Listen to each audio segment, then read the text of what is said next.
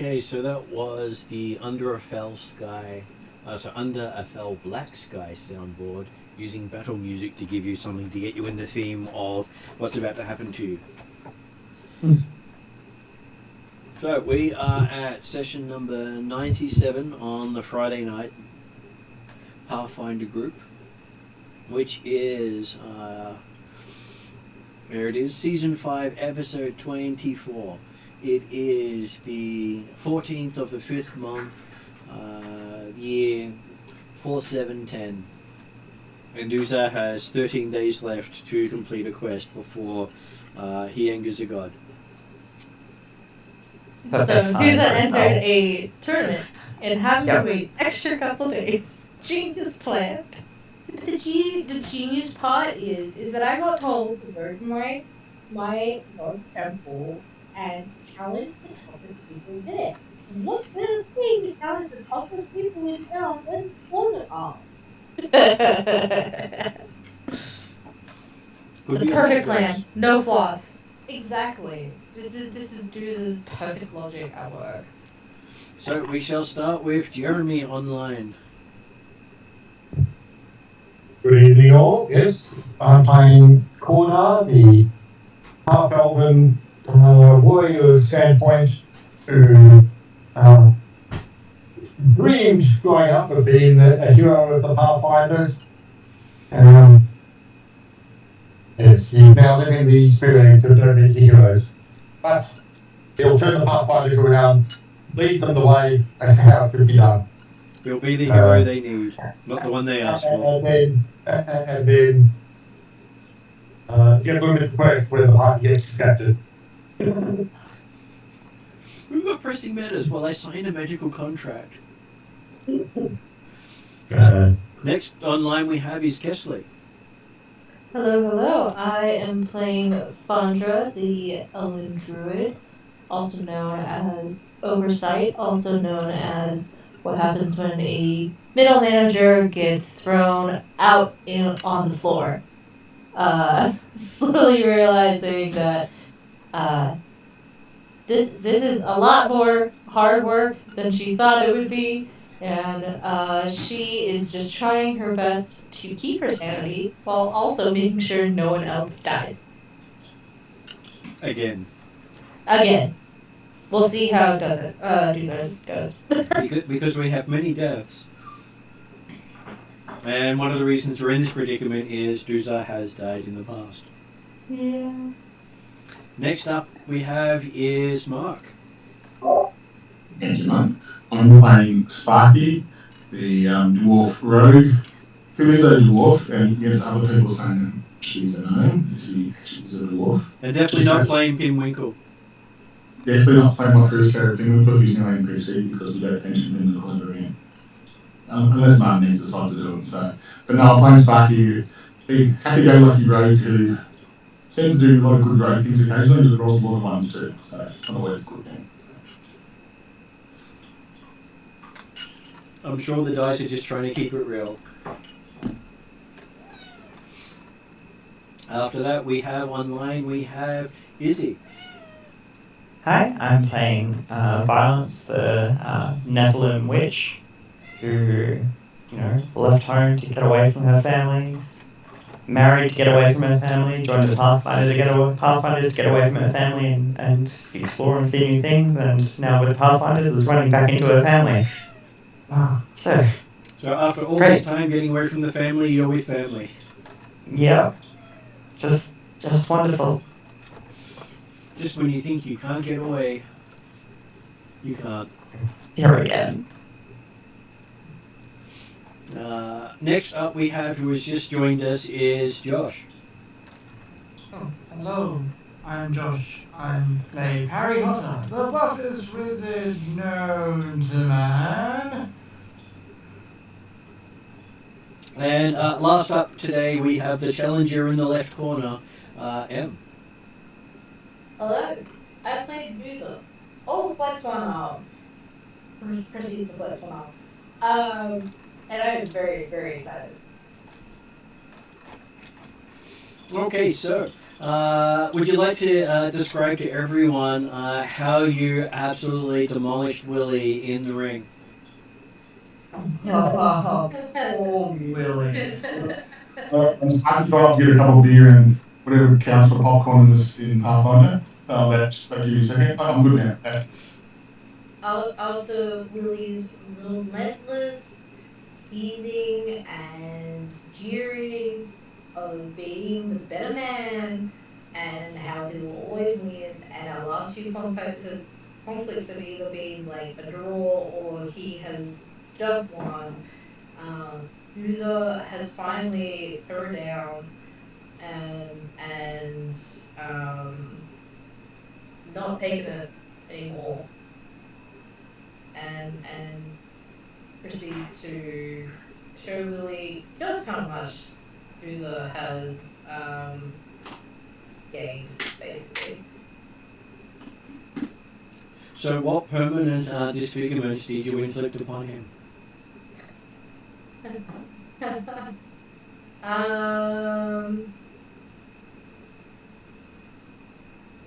He probably has a nice scar on like the side of his arm where one of my axes like almost severed his arm off. Okay, I'm sure you can describe that to him in detail next session. Hell yeah. And there is a chant for Duza going around the field. Dooza.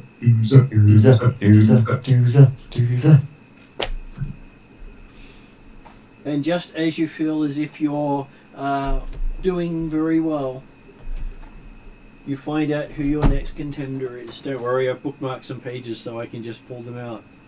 Oh, sweet. Okay, You so shadowboxing in the corner. a rare sight in Magnamar. You are actually paired next with a hobgoblin. No, hobgoblin. Okay. And he has a glaive. I have not seen a hobgoblin in probably a few years. Does not appear to be as muscly as you. But she does seem a lot fiercer than you. Considering when you look at the standings, there's basically odds are that you will fall before this hobgoblin, who is only known as General. Okay. I probably don't know or have I heard of that name before? That would be a society check. Society. Where is my society? It's probably rubbish. It's not like something you care about very often. Yeah, no, not really. I'm actually going to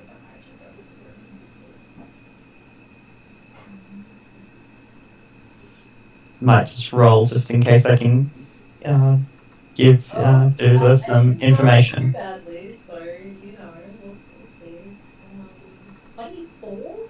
24. Okay, so what you've heard of this fighter, this fighter has had a claim in Erglin as one of the few hobgoblins able to systematically cut down pinkskins with very little worry for their own life.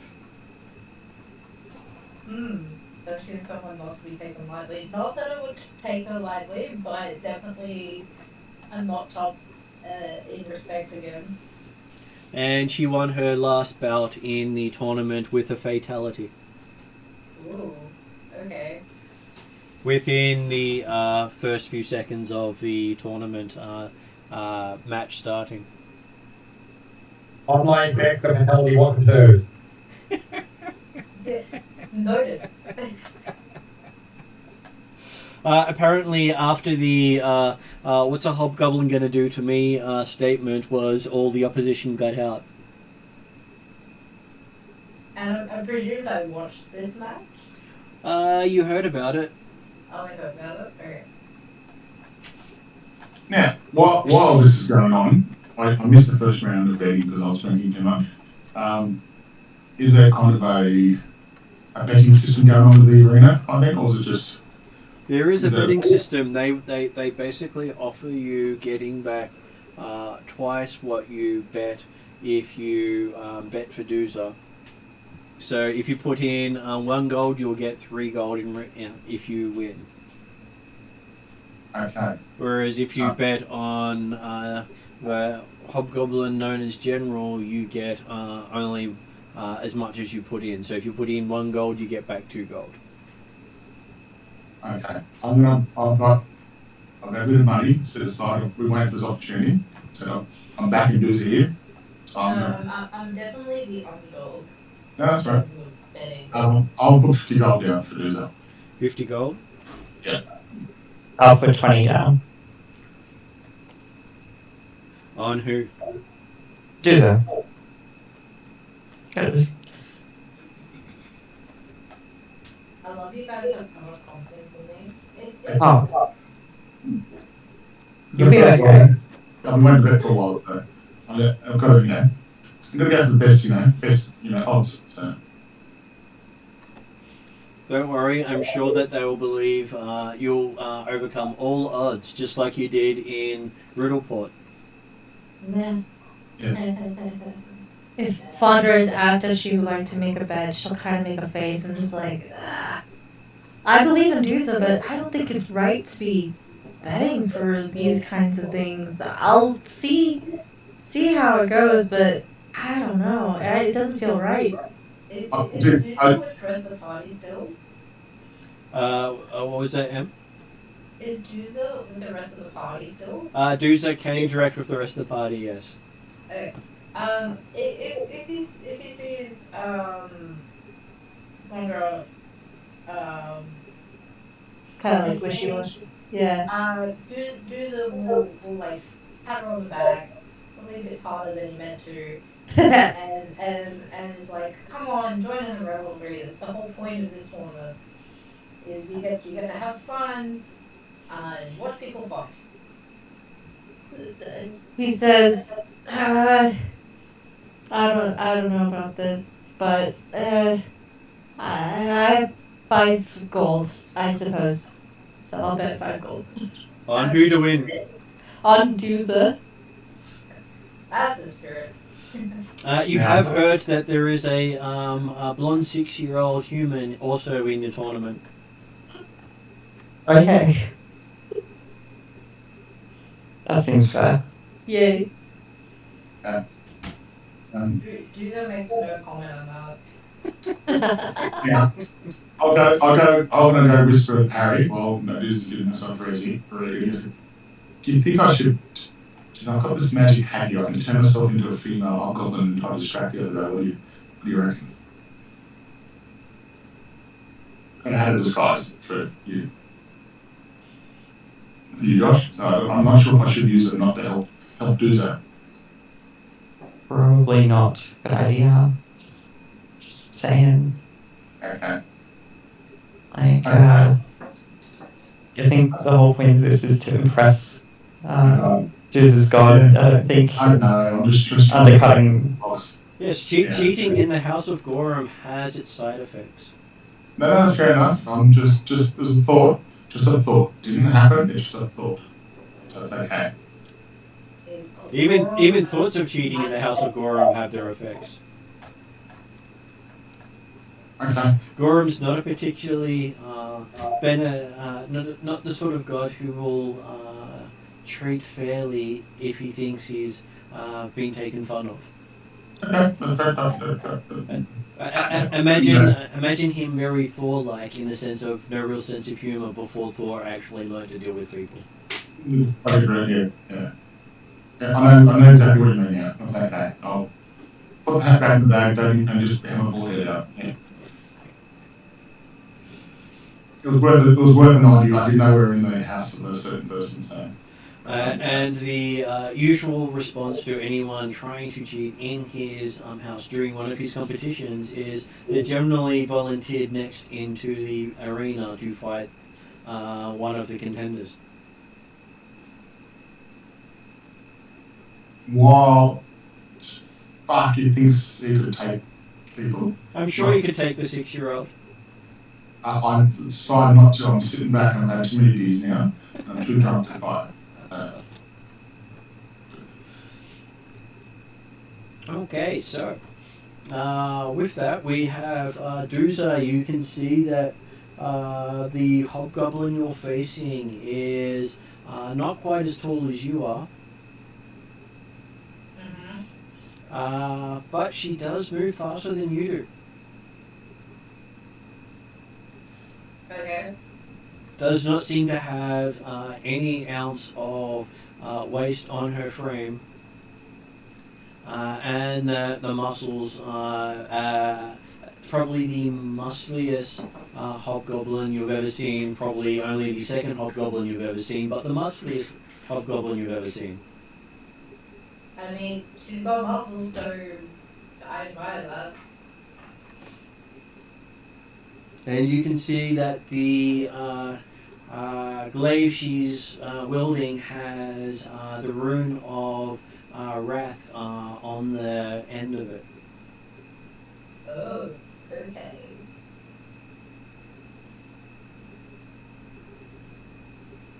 Isn't that one of the runes we're missing?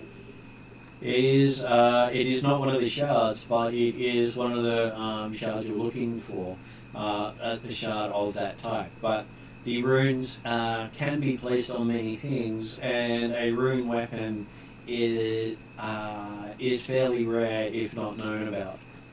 Right. But I recognize the symbol because I've seen it before. And you know that sort of symbol on a weapon will enhance anyone with any sort of barbarian levels. Yeah. So I'm starting to get a picture of what I'm up against. And you imagine slighting the hobgoblin in any way will give the hobgoblin power over you. Yeah. As Wrath has a way of striking back in retaliation. Mm-hmm. That's what you've learnt about Wrath over time.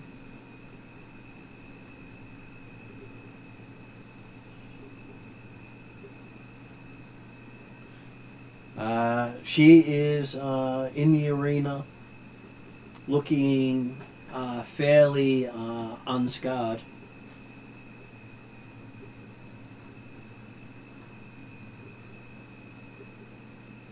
Has so few scars, you're not even sure it's the same person you've heard about. Interesting. Well, you'd expect someone with her reputation to have scars almost everywhere. Mm. Not a single scar is visible. Interesting. Well, Doozle will note that, but he probably won't comment on that because that might be perceived as a slight. I don't know. That would be valid, so. Well, amongst the Erglin, scars is generally a sign of experience. But the same thing also goes for someone who has a reputation for being in a lot of battles, not even having a scar, says something about their ability to fight and survive. Yeah. Yeah. So it tells me that they are extremely skilled. For the amount of battles she's supposed to have been in, you would have expected her to be covered in so many scars you wouldn't see a non-scarred part. Which is kind of what Dooz is Like already. putting into or is. Okay, so anyone want to get in a last bet before they show off against each other? No. I've got confidence in you, Doother. Bordeaux stayed at the Hyde Mark Manor to find out, researching Hollow Mountain and also be attacked upon the place in this few days or week, whatever it's taking. Okay, so Cordar's going it's not through bunches of reports and notations of expeditions that have gone to the outside of Hollow Mountain over the past 100 years. Okay. So there's lots of material there for him to go through. Okay, so back at the fight. I will give Dooza a chance to roll initiative to see who gets to go first. Rolling initiative.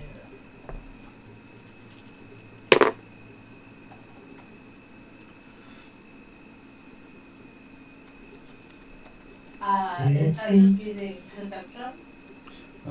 Perception would be the appropriate one. Perception. 30. 30? Yep, 30.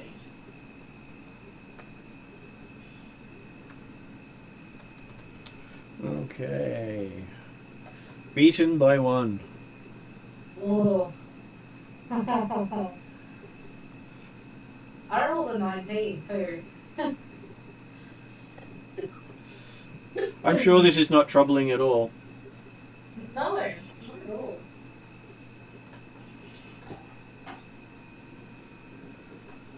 Okay, so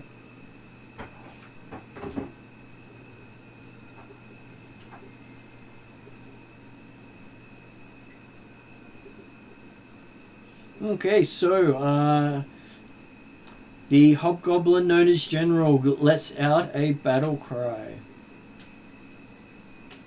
And she gets a free intimidation check against Dooza. Well, that's a lot lower than I rolled off the number, so you got lucky that time.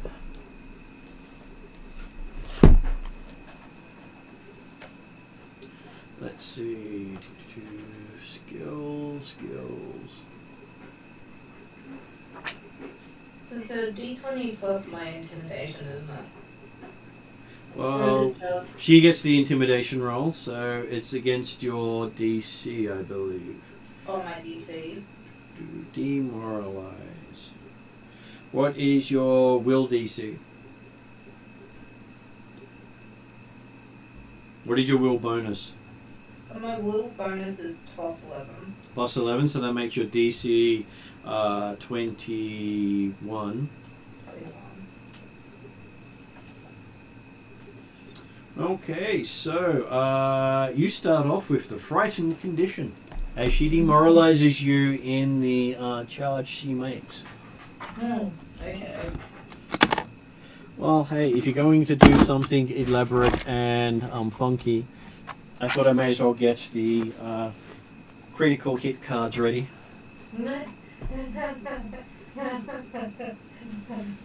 Yay. So glad you chose to do this. Yep. Okay, so she basically crosses the distance in almost a blink of the eye, moving faster than you can. And what is your armor class? 23. 23? Oh, well, in that case, it's definitely a hit. Ouch. On an 8 and a 7, is it, or is it 2? I'm presuming she has advantage. She does have advantage. I am concerned. I lost my money. On the plus side, it possibly counts as a superior opponent despite it look like. From Gore's perspective. Okay, so delivers 24 points of damage. Ooh. By the way, I'm going to heal, by the way, as well. So. And just so you know, that was her first action. Yeah. The Action surge. no, it wasn't action surge. That was she got a free war cry, which demoralized you, lowering your armor class by 1 because of fearful. And Crazy would be 22, not 23. yep. Yeah, right. And she had the equivalent of move and hit as her first action. So now she has 2 On the more right actions side, left. next to your age, you can get it out of this. I've got this. The element of surprise. She thinks you're weak. Okay, second attack. Who's doing a pick like that at all? Ooh, that's good. Okay. So that is definitely going to be a 38. 38? Ow? So I think that's a crit. Yeah, that's correct. And just think that was her second attack. I'm presuming the minus, was it 4 or 5? She got a -4 on hers. Yeah, so it's an adult. Okay, so...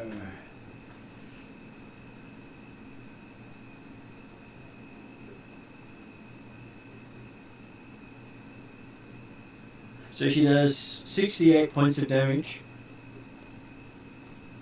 Oh my god. This is why I don't do melee combat. Ouch. Sorry, did you just say 68. 68. Oh, 68. That's it. 18 more than 50. As in too much. So I start grabbing my healer kit out of the bag just as a preparation. And she moves you behind her with the by lifting you up and dropping you on the ground with the tip of her glaive. Well, that's disrespectful. And she then gets to have a third attack on you.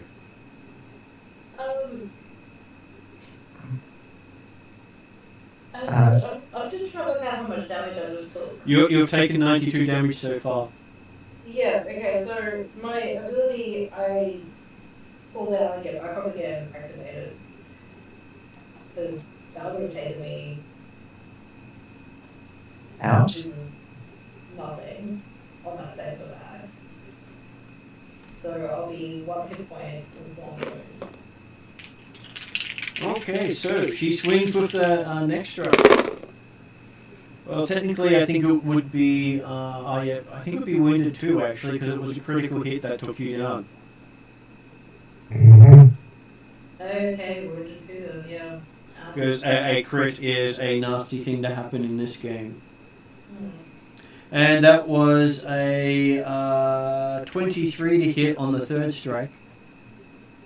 I'm presuming my AC is still reduced at the moment. It is still reduced. Then that's a hit.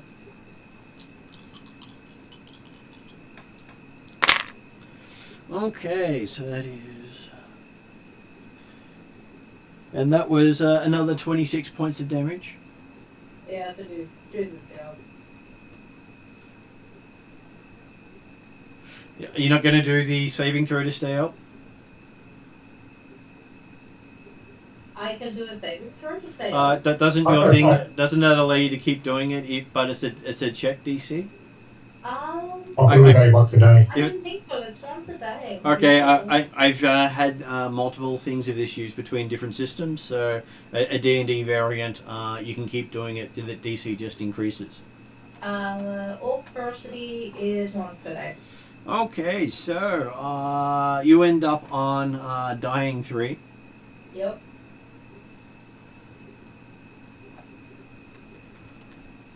And she does the whole foot on top of your head wave to the crowd before walking off casually. Yeah, fair. Am I allowed to run out there to the arena and make sure she's okay? You can. Of course, we have 1 saving throw to go before you get out there. That's fair enough. Oh god, am I gonna die? Well, you did want to have a word with your god, and you've just said, "Oh God." So I think the odds are pretty low, and you're rolling high. Yeah. Well, I got 16. It's a flat check, isn't it? Says it is a flat check. So a 16 is you go, "Oh God," and find yourself sitting in front of Gorum. Mighty Goro. I have just been bested in glorious combat, but I have also been meaning to speak to you. He nods and gestures for you to take a seat on a small pile of skulls. I sit down. You have a feeling you're sitting down on the skulls of those you've slain so far. That I've slain so far. Yep, a small pile. Okay. Okay.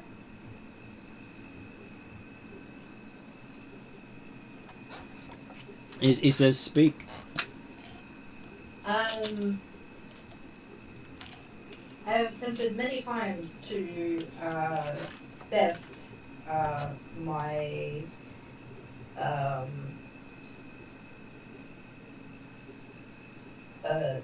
chosen enemy, the Sandpoint Devil, and a week ago had attempted again, but I am aware that I am running out of days on our agreement. But I have been I have not lost faith that I will eventually best the Sandpoint Devil, and I humbly request to have more time to prepare. Okay, he pauses for a moment, stares at you, and then says, "And what have you done to honor such a request?"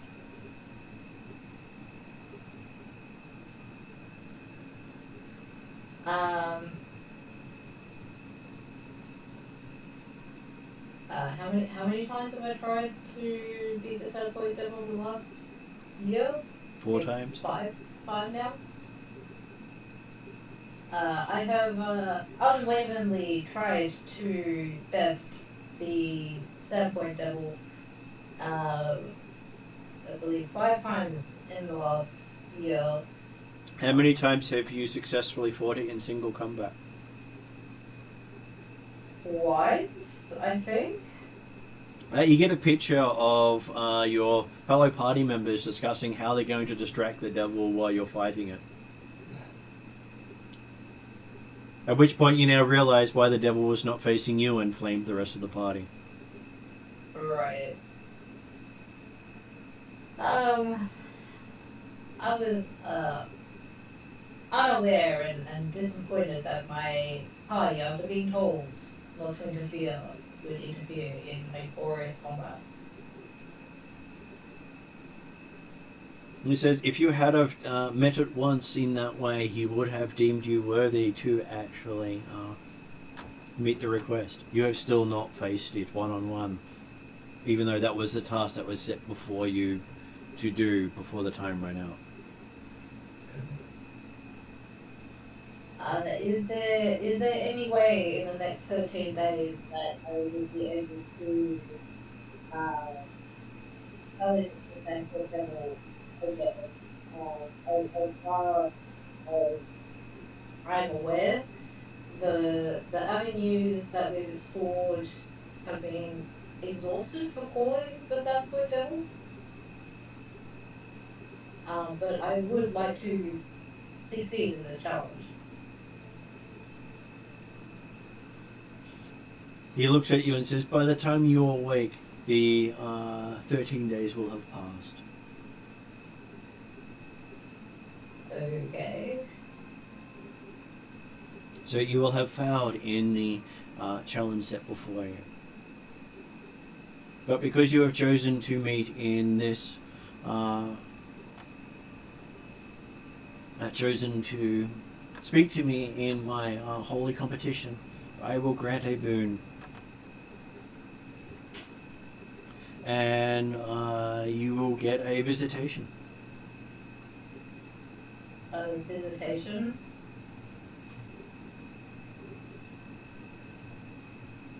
Do you wish a visitation, or do you wish to take on the results of failure? I will have a visitation. Okay.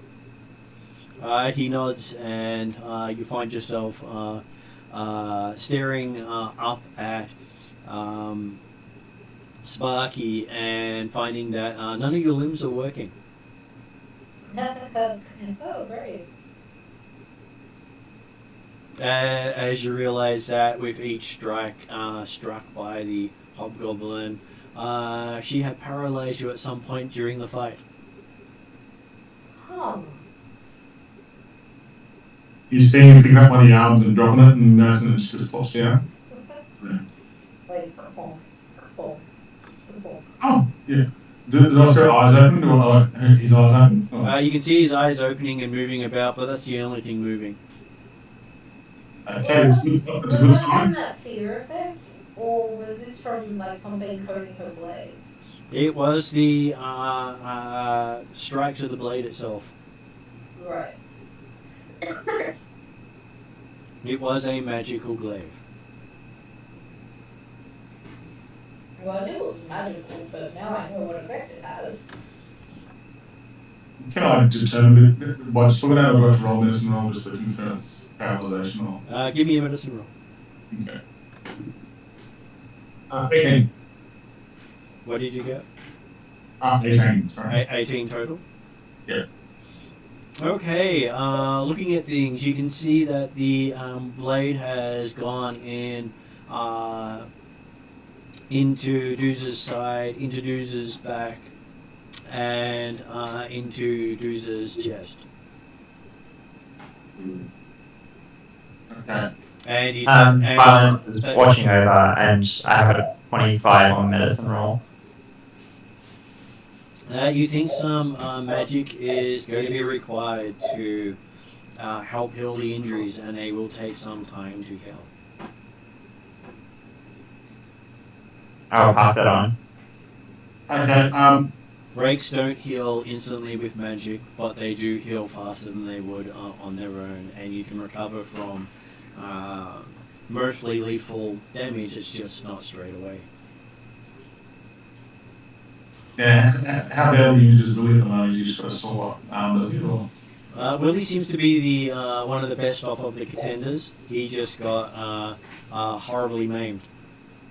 Okay, I asked him to give me a hand because I know how. He looks at you and says, the one that's almost detached, or the one that's still working? Yeah, just sit there, really, and I just ignore that. That's not really going. So I'll just get everyone else to help me out, because Deuce is not a small person, and I'm only a dwarf, and I'll see if we can carry her somewhere where we can then eventually put her on a little stretcher of some sort. I'm assuming Violence, since she was there, she'd be helping, and I would say Fandra would be helping as well. Because I think I'll help. out of the party, I think we're the healer people. Accurate. I'm good at Arcana. I'm not a healer. I would. How does Juza feel about having the all nurse crew to himself? I mean, Jesus probably doesn't care too much. He's just more contemplating what Goron meant about visitation.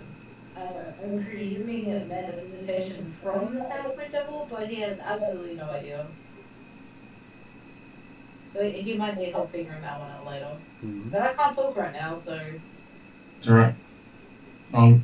If the dogs are watching, I'll make sure they're keeping a close eye over.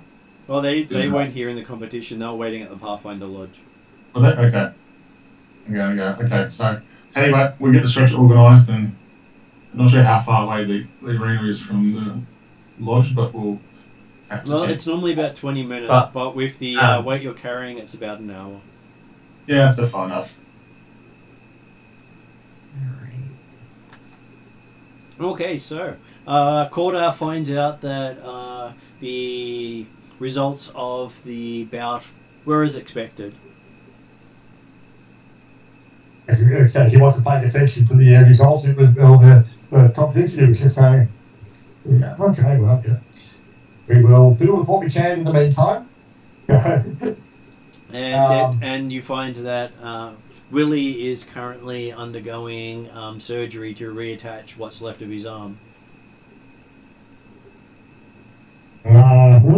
as Duza had almost sliced it complete off.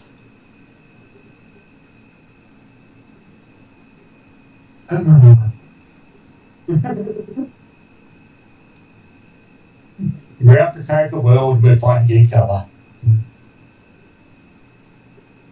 And then you find that Duza had been paralyzed in a competition, and they're expecting 2 weeks recovery time.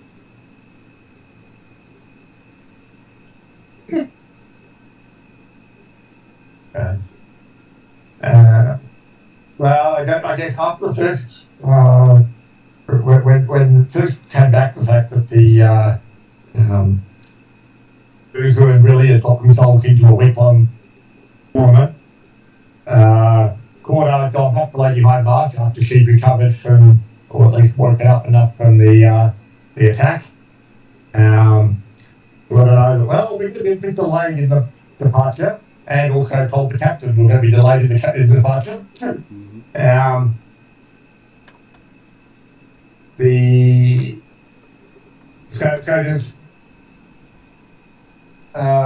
Did Duke end up spending time at the arena hospital type place, or did she, like after the combat, or did she come back? Did the guy bring her back immediately to Marsh Manor? I believe the guys skipped the Gorham's hospital. Yeah, didn't realise there was a hospital, but yes, I did probably skip everybody know about it, so yeah. And they brought Duza right back. Okay. And was the fight between Duza and Willie the same, like earlier in this day, or was it same previous day? Days? Same day. Willie had shown up about 10 minutes before Duza.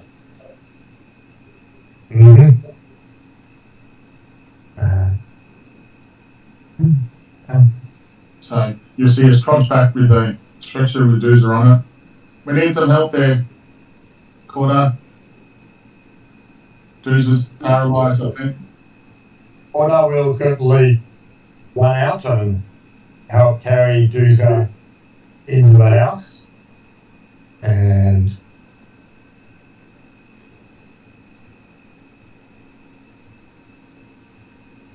yeah, I think I was going to last Hague how much what help we can get and things like that.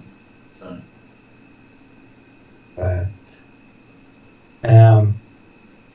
Lady Hindmarsh summons the clerics of Pharasma.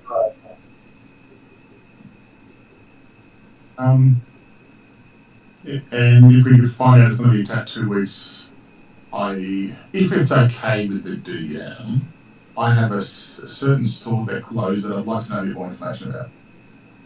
And ask Lady Hindmarsh about it. So.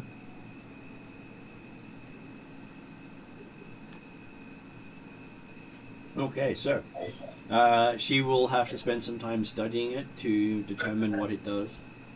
I don't mind doing that. So. She did fully recover from the attack on the manor? She did recover, it just took her a couple of days longer. Yeah.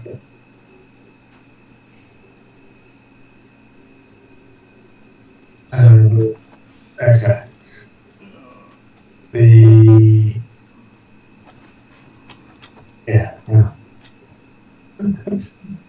Poor Noakes was speechless at the idea that the guys had got them gold permanently or semi-permanently made in their fun.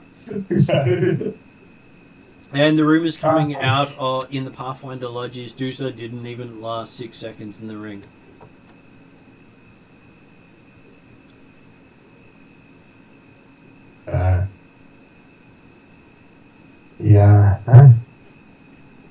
No guarantee that it wasn't Fandra who helped pass on that information. Well, after losing that whole 5 gold pieces, that's like 50 months' work for a peasant. Exactly. Like, that's so much. Like, there was so much, and I told you that I didn't think this was a good idea, but, you know, I was going to 2 days afterwards, so. Turret arc, the arc of a bottle rocket. It's fine. And then there are stories passed around afterwards about how the fights were amazing. You should have just seen the white-haired child fight. Words just can't describe it. Can I ask a bit more about them? Did I ask about the rooms of how she fought it and things like how she fought and get an idea what kind of...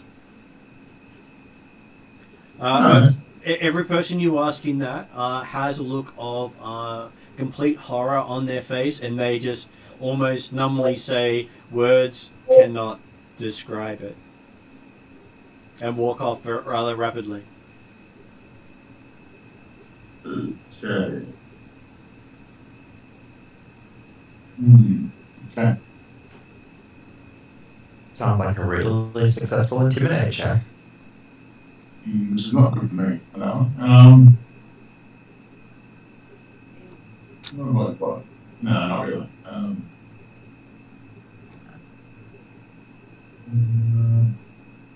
I think of... No, that's not my kind of area to go to, so I'm gonna... Yeah. But I will, Spanish Roll is going good and complain about how I lost 50 gold for a couple of days afterwards. And it is believed that the expected winner of the tournament has got no contenders, and the expected winner favourite for the competition is a white gnome. So not a child. And not alcohol. Oh, white gnome.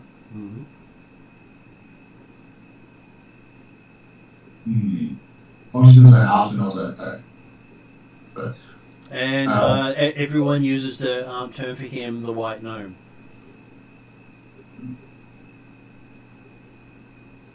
No, I asked Sound like a spell. Yeah, can I ask where this white gnome came from or anything like that, or which city or anything like that, from the general chit chat? Okay, so that would be a society roll for Sparky. Yep, Sparky's came for this. A whole of 10 with a +5. Okay, on a roll of 10, you have heard of the white gnome. Oh, okay. He is a boogeyman story from Jangelhof of what they refer to as one of the first gnomes.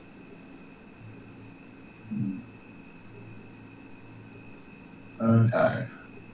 And he's believed to be older than any other living creature. It was more like a boogeyman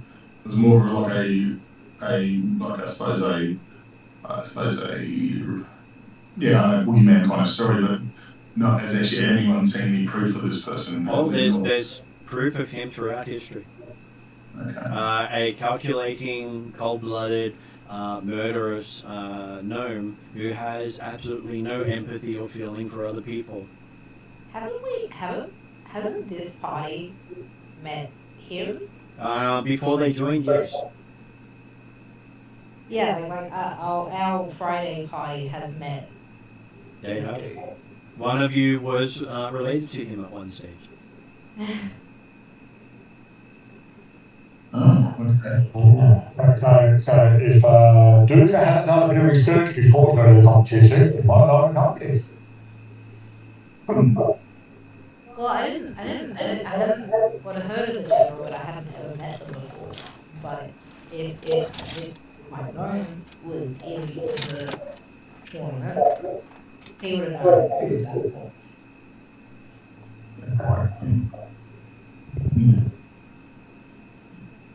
You do have the advantage. You have met the white gnome, or the bleach gnome, as he's sometimes called in person.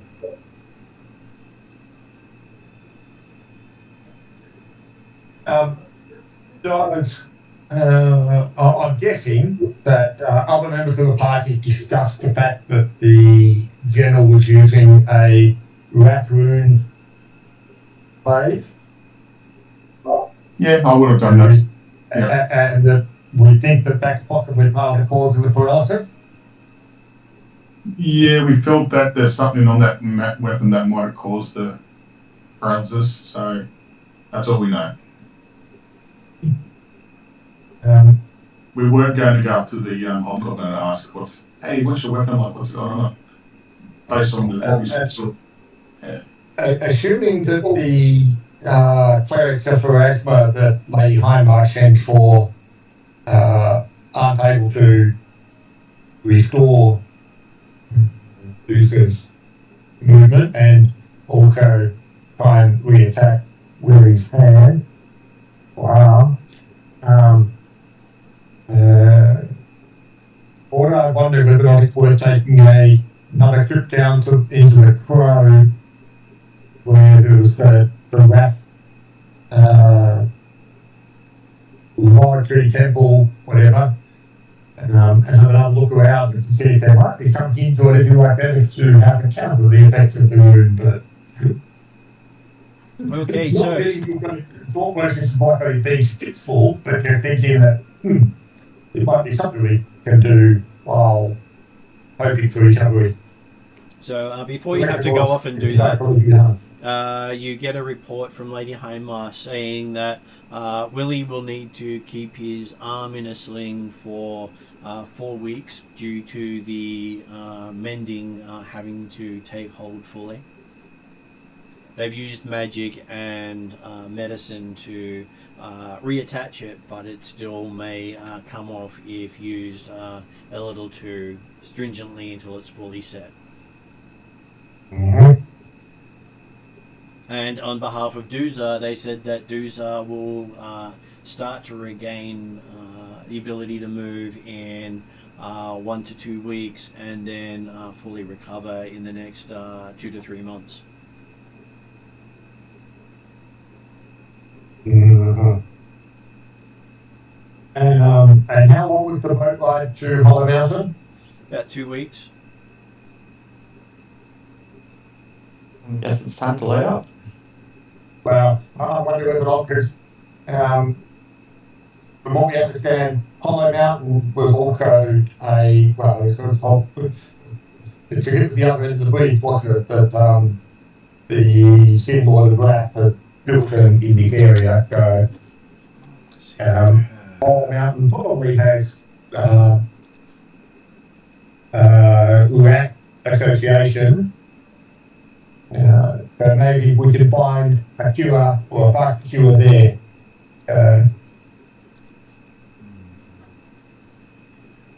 That's annoying, I can't just open the map there.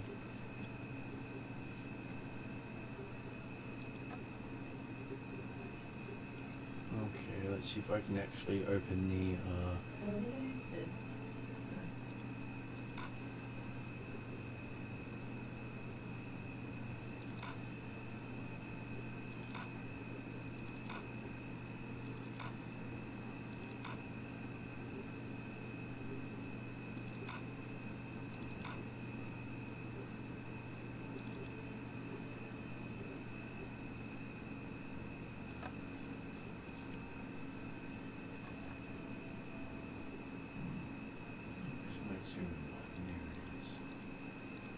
Okay, so you can see where Magnamar is on the map. I will bring it over to a better screen for you. Yep. And then Hollow Mountain. Oh, yeah, okay. Hollow Mountain is at the end of the island, that kind of island, isn't it? Yep. Yeah. That should be nice and large for you to see.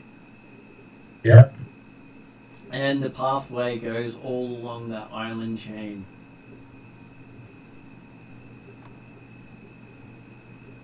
I did like the path of the old bridge. That is the path the bridge takes, because there are parts of it all along that pathway. Yeah, that's something in some way. The island have been good throughout, some of the remain where the bridge had fallen. So. Yep. Do we know anything about Darkness Island as opposed to that Rivenrake Island as opposed to Hollow Mountain itself? Let's see as I look up the information for you.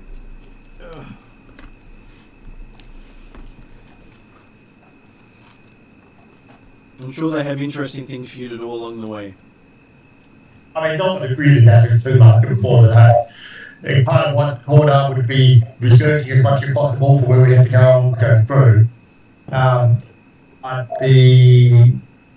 guess the other question is, having had the captain delay while when we couldn't leave that night or the following morning after the attack, and then delayed further, did the captain stay in the port? Was he still waiting to have repairs to do? So I'm assuming that he hasn't actually had to leave? He hasn't had to leave yet. He's still on retainer for you guys. Thanks to Lady Hindmarsh. So he'll go when you're ready to go. I'm happy to help out do some research as well. Yeah, so it's like certainly when we first had the discussion with Lady Hindmarsh about the fact that there was some disturbing rumours and things like that coming out of Hollow Mountain that needed to be investigated. At that point, there was at least some indication that time was of the essence. I'm guessing that hasn't changed and become even more, or potentially more concerning. Well, she is looking at basically sailing directly to the island and doing your recovery time on the boat. Well, that's going to caught up next time. That was the thought process, but obviously that's a bit risky because, hey, things might happen on the boat. Like, even, for example, a storm might come up. In which case she says it sucks to be Doozer. That could be, but the point being the fact that we're pressed enough for time now, it is worth the risk of transporting injured personnel or recovering personnel. Hopefully they'll be better, at least good enough by the time we get there. It says they should be mobile by the time you reach the island. I'm sure that if Cordar suggested to do so, maybe you should wait here and rest up. These would probably say something about, I'm not going to slow you down. Sorry, what did you say? I was just saying that apparently Dooz is going to take a couple of weeks to recover enough to be mobile, and then probably still a couple of months to actually recover fully. But Well, there's the I opportunity got paralysis, which they said 2 weeks, so I think it was Lily who was like a month because of me severing his arm almost. Willie will be a full month, and then Duza will be 2 weeks to walk, a couple months to fully heal. Oh, okay. I missed that bit. You did die. So does Dooza want to lay up in bed for a couple of months while we go off adventuring, or is Dooza happy to get on a boat for 2 weeks and he won't close down when we get there at all? Or he would close down, I think. I mean, like, Dooza doesn't want to, he doesn't want to be a burden, but at the same time, like, he doesn't want to disappoint his party and disappoint his god any more than he already has. So he kind of doesn't know what to do. Is there a role I could do for that, Martin? Would that be like the thing is that, according to the doctors, they're expecting you to be up at that one. And obviously the doctors don't know what they're talking about. I don't think you'll be up and walking for another 2 weeks, and they think you might be hobbling for a while after that. But obviously Dooza knows his body, doesn't he? It's like when they didn't hold him back for more than a day or two. Oh, yeah, well, I mean, Doozer would certainly try, but he has in the past made himself worse because of it.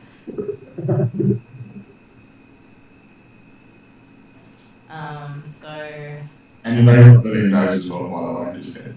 No, well, I know. So I'm supposed to have a visitation, whatever that visitation entails, I am not entirely sure.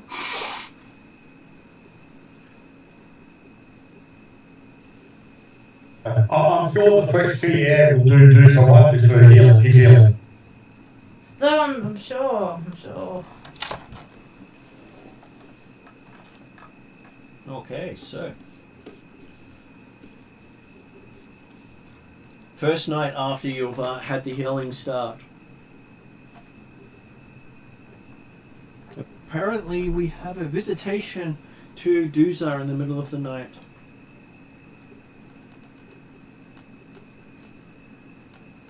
OTR.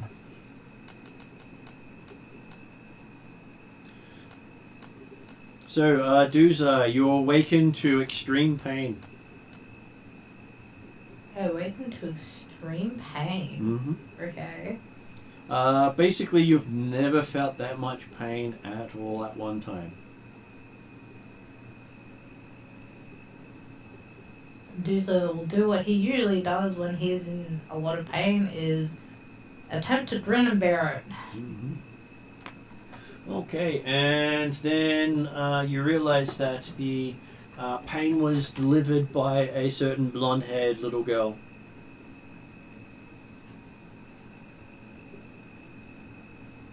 Can Doozer speak? Or does his Doozer eyes... finds that Doozer can speak. You don't feel paralyzed at the moment. Oh, okay, alright. Did we get her name? I can't remember. It's been a while. It has been a while.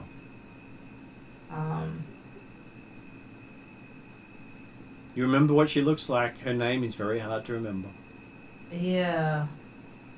It'll be like... It's you, the little,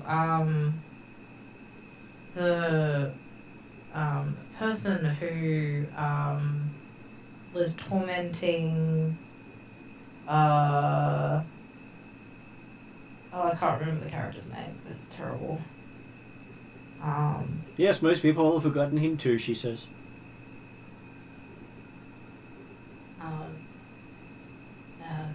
I guess, how have you been? I mean, I don't think I particularly had a grudge against her. I think I admired her fighting. I think she also, no, she didn't fight me, but, She fought Willie. I did, yeah, I admired her fight against Willie.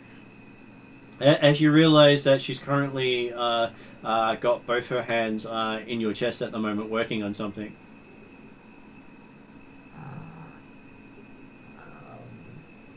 As you can feel pokey things inside.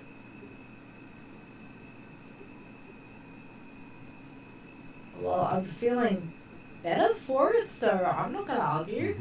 Mm-hmm. I can talk, and I don't feel like I'm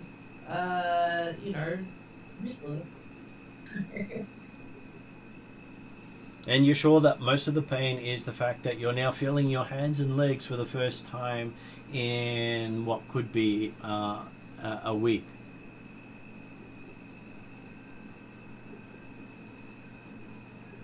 Where it feels like ages since you actually felt any sensation from your hands or feet at all. It feels longer than it actually has been. It could quite easily, but then again, you can't really see the room you're in. Okay. I mean, it hurts, but I'm not gonna stop it. Okay, so you continue to feel the prick of heat and stabbiness inside until she eventually pulls her hands out of you, and you see she has what looks like a needle and a golden thread. Can I ask her what that is? Like, that was pretty. Oh, she says. Is that inside me? Gorham asked her to stop by and fix what was broken. Ah, well, I really appreciate that, Ben. Thank you. And said that I get to challenge you after you beat the Sandpoint Devil. So I've had a word with the Sandpoint Devil, and now he's going to wait for you to take a long challenge with him. Oh, so that quest that You read that about. Harry was talking about? Mm-hmm. Ah. She signed you up to the quest. Just so she can beat you in a combat and not feel like she's thrashing a child. Okay, well, I appreciate your help in talking to the Sandpoint Devil, and I look forward to this challenge and your challenge as well when it eventually comes to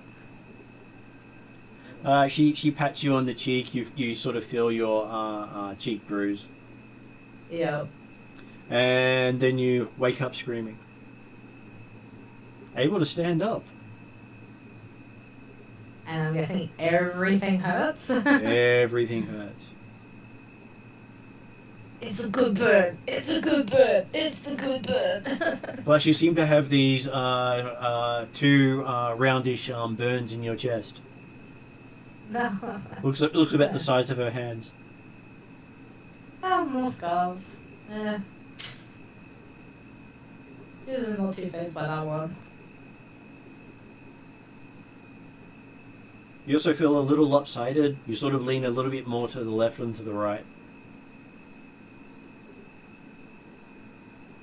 I think you need a chiropractor at this stage. Do I need someone to crack my back?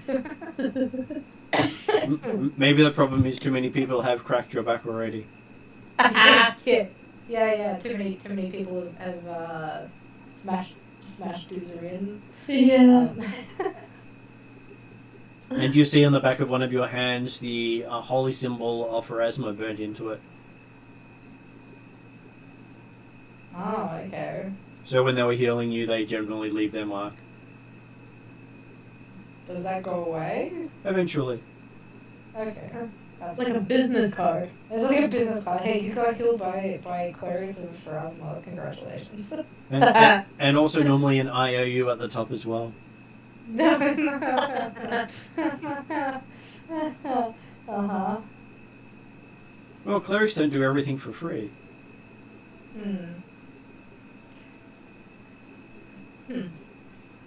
But it's the first time you wake up and don't feel the sword of Gorham above you. Oh, that's good. Now just this little girl's voice and laughter sometime in your future.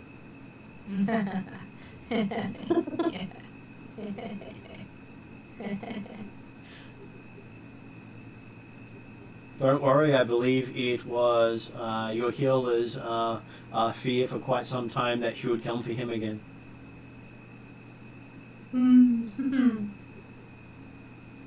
Come for who again? Stefan's previous character in the game, Cole. Oh, that. Oh, yeah.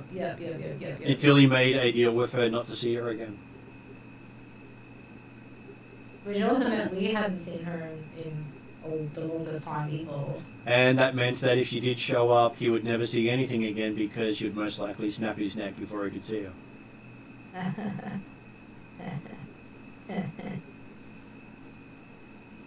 She always keeps her promise. It's terrifying. Yeah, so I know I'm gonna get beaten up by her one day, which. And she doesn't always kill those she beats up. So normally it's an object lesson.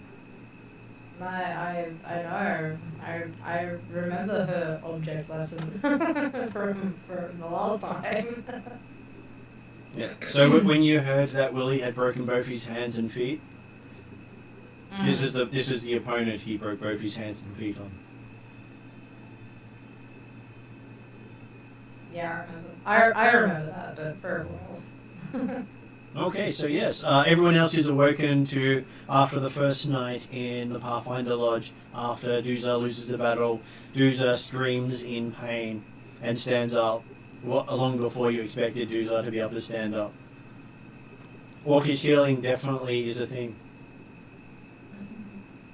I guess Fondra will kind of run in there and like. No, you're in the same room. Okay, well then we'll just like look up and be like, surprised that he's even standing. And he's like, lay down! Wait, no, wait, what? What's going on? Goron has favored me with a boon. I am able to take the long challenge to take on my great rival, the Sandpoint Devil.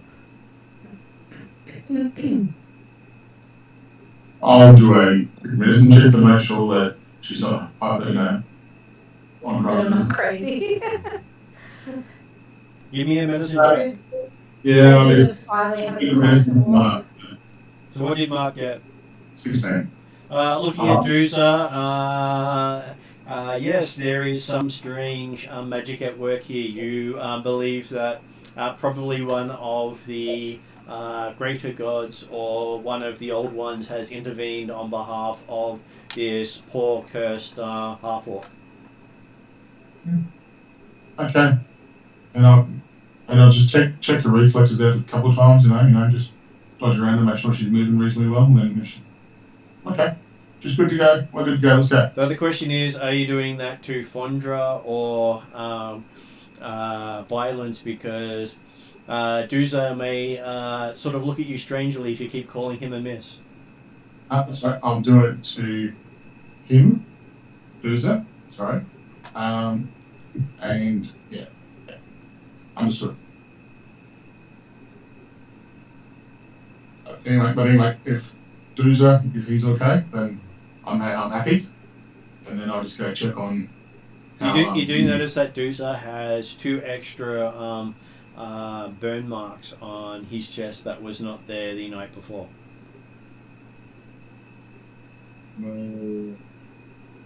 Okay, the crazy stuff that I've never seen. Look, I've got a burn mark of, you know, a certain person in the party on my chest, so I can't say it's not unusual in our party right now. Things happen in this party, so it's, yeah. I'm not surprised, but yeah. Okay, well, I think we're right to go. Willie can, you know, heal himself on the ship, so I think we're all kinds of concerns are getting there as soon as possible. They've gone out the window now, so that's my thought anyway. So.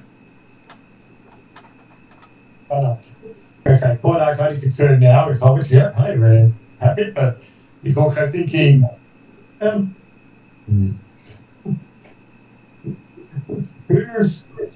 a big deal? Sorry, Jeremy, you cut out a little bit there. Porto's just thinking the fact that, like, Duza mentioned that Goran gave him a boon and basically healed him of the things. Porto's privately thinking that is Goran likely to heal up someone who failed failed the challenge and allowed himself to be beaten and battered and bruised or paralyzed? Or did someone else come in and offer a deal? He'll be quite happy to accept that, hey, we'll deal with what we've got and we'll work with the demon. So to put it in perspective for Izzy, the party gets regular curses from various demonic entities around the world. So that's why he's worried that instead of a god helping, it was a demon or devil.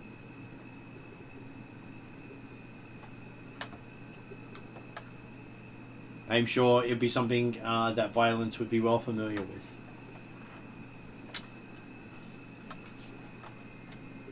So it looks like you guys are ready to leave on the morning tide. We'll make sure to have plenty of medicine kits along with us. Just in case, an arm decides to fall off or something. Yes, well, they can be quite disarming. I'm not even going to gratitude that one, man. That's just bad. Hey, it was not me who said that they nearly severed an arm. Yeah, I'm sure your fault. Oh, come on. Now we can make more arm jokes at Willie. It's great. Yeah, good point, actually. Yeah. I can save them up for next fortnight. Okay, gotcha. Yeah, I'll check with Lady High on the way out. I'm sure Cordar's already doing as well, but see if there's anything else that she wants to give us on the way our journey over to the Hollow Mountain. And I'll leave the sword with her because I think she's going to take a while for her to look at that sword. So. Okay. She says with quick examination, it should warn you of danger of undead. Yeah. Though you may learn more of its properties while you're in a place with demonic entities. It's up to you if you wish to leave it behind to find out what it does, or take it with you and hope it saves you. I'll go take it with me, What could go wrong? That's good. So Sparky was eventually able to actually put the sword down during the couple of months of digging in Devil Hollow. Yes, had managed to figure out how to put the sword down. It was a lot of convincing, you believe. Yes. Right. Sword, drop, sword, drop, sword. Stay there, sword. Wait, no, sword, go stay there. Yeah. Apparently the sword has a stronger willpower than Sparky. Well, I'm not surprised. So what we've seen, that's not difficult. Okay, so you were told you will be meeting up with a ranger named Kelhund. He's the one who had done the expedition to Hollow Mountain a few years ago. Mm-hmm. And he's been staying on the island since he lost his party there. On the island of Hollow Mountain itself, or the big one to south of it? On the Rivenrake Island. Yes, that's where you can find him. Is there any settlements on this island and Rivenrake Island? None that they know of. Okay. Doesn't mean that there will be settlements there. There are ruins from the Thassilonians. Yeah. But they would not recommend people live in such places. Sorry, it was just the island were named, so I thought, well, people might live there, but happy with that. Considering the Tuesday night did find someone by the name of Angbast, a wizard who tried to steal from their patron.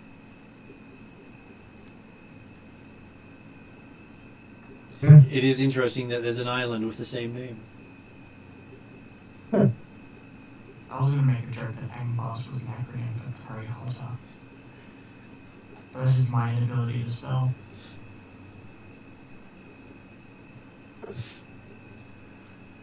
So is that what Perry Hutter's real name was, an Angram of Angbast? Maybe in a previous life.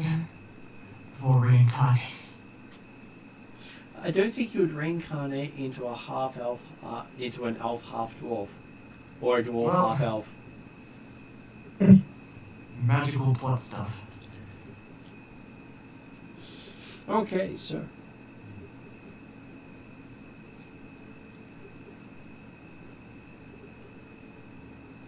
And they're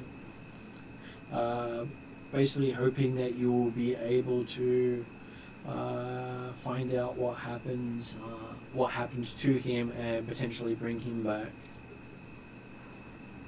So have they had some form of communication with him if his mission went there, or is it sort of in that he was leader of the mission, and the mission hasn't been heard from for a while. Oh no, they've had communication. He refused to leave. Okay, yeah. So that made an impression on them. And they were absolutely certain that it was him. He hadn't been coerced or manipulated in any way to stay. They just think that the loss of his team drove me a little mad. No.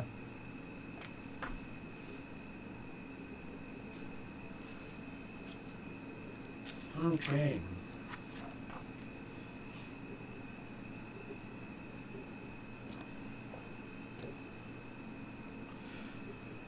They do wish you luck. And the 2 weeks it will take you to reach Hollow Mountain should hopefully be uneventful at this time of year, if you're lucky.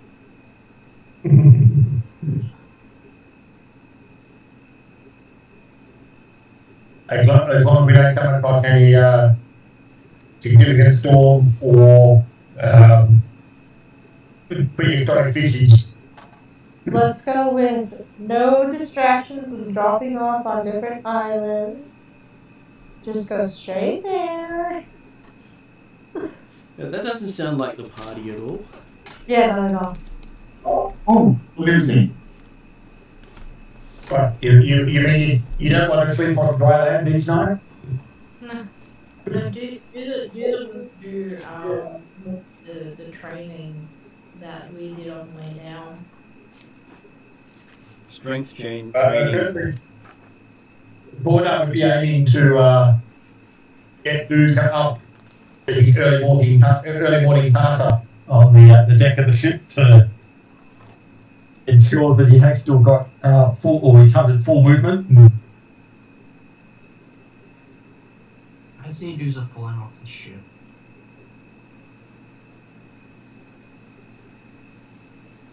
Quite All we do possibly. is tie a rope around Doozer and tie around the mast of the ship.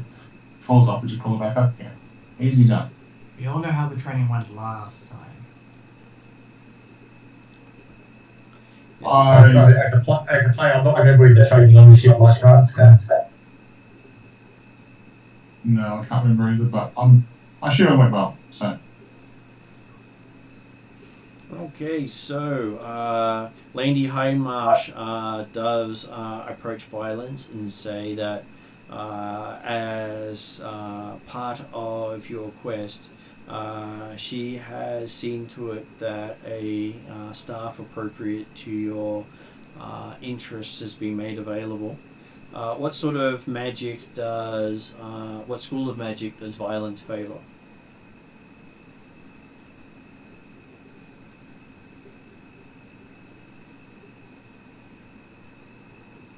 Hello, Izzy, we can't actually hear you.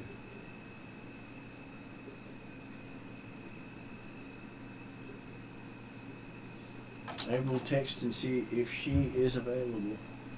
I have a feeling she might be dealing with Charles if she's not responding. Yeah. Okay, well, hopefully she'll get back to us in a little bit then. Yep. Okay, so... to Sparky, Lady Hindmarsh says that this was suggested for you by her cousin Rose. oh. And she hands you a chime of opening. Ooh. Oh. Apparently, Willie has written to her about your skill with lockpicks. Really? I think I did take it off considering, but okay. Crown of opening, yeah. Okay. Thank you. Okay. I thank you very much. Thank you very much, and I'll discuss with Willie his comments in the future. So. I'm sure you'll have many a conversation with him about what he's done. Yes, I will. Yeah. If you twist his arm, you'll get the real answer out of him. If I let him, so do. Yes, I can see that going well.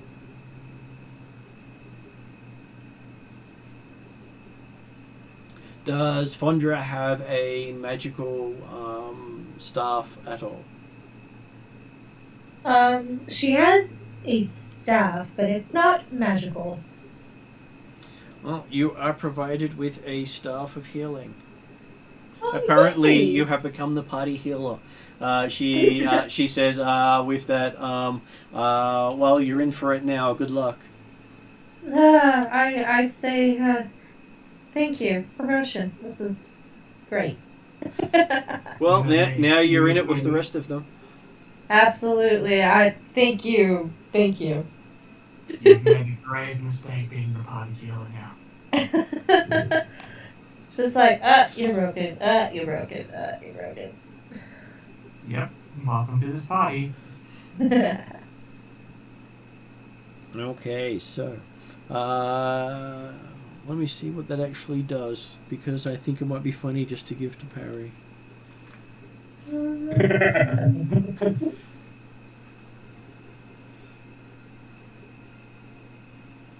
Oh, no, she's going to give that one to Dooza.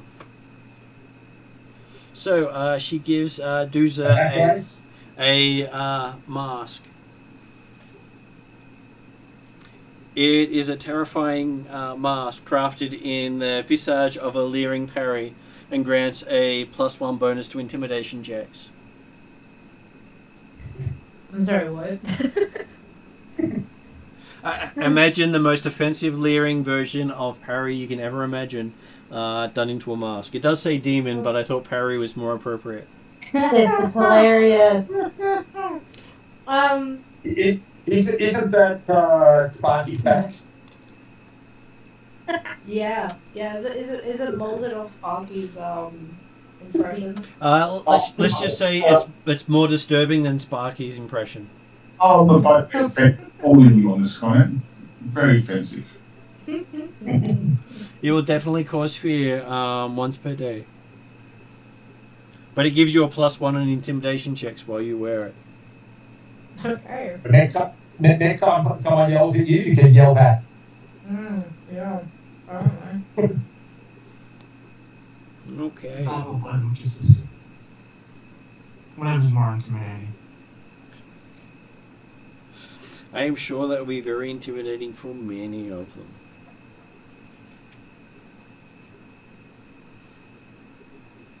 Okay, so for Corda,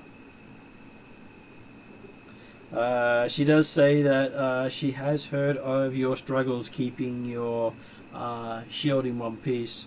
So she has gotten you a lesser sturdy shield commissioned. Like a sturdy shield. Yep. Oh. Which means hopefully Yeah. you won't have to do as many repairs on the run. Yep. Well, okay. It's certainly good to have a spare. Because you know if you have a lesser sturdy shield that you picked up a little while ago, or I don't know where it came from originally, but or maybe even lately Home Master actually been. I believe you had the minor sturdy shield. This is the level 7 one.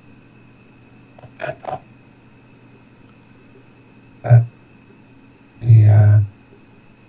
Right, I will certainly, actually, like, hey, shield come made to be broken, and then repaired, and put back together, and broken again, put it together, repaired, broken again. Because better the shield breaks than me, and so, yes, it's certainly good to have a spare. Okay, and for Parry, I am just checking to see which one is appropriate for the jewellery she's going to give you. No.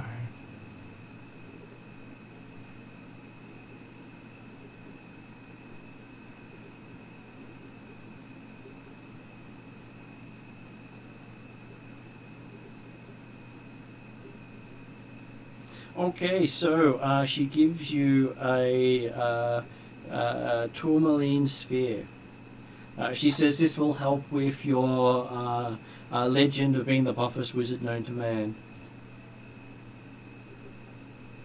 Meaning that you now have the +1 to your dying value before you die. +1 to dying value before I die. So rather than dying At 4, you can die at 5. way. So if you would ever reach the dead condition, technically it activates and does the save, does an automatic saving throw for you, and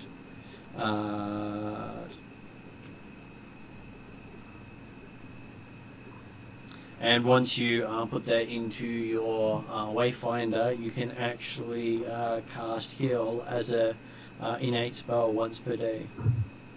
Ooh. I will become the boss known to man and the party healer. The party's healer healer. Yes. I am backup. You are the healer's healer. Okay, gonna be the main plot you healer. on the feet. Okay, you keep plot you on the feet, and you can heal the others. Harry's probably going to be the first one being knocked off their feet. That's for certain. Okay, so, and I believe that Willie will be granted a pair of braces. Like one that covers the full arm to hold it on. It will help hold the arm in place. And I believe that is everyone gaining a gift, and Izzy will find out what Izzy gets when Izzy's back. Okay, we'll put a bookmark in to make sure I can look that up. Yay, violence.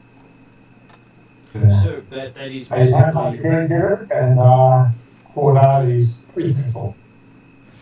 Well, she says that's part of being a Pathfinder, is she tries to keep you alive as much as possible. Also, by not giving you something too powerful for you to handle, you'll end up killing yourselves. If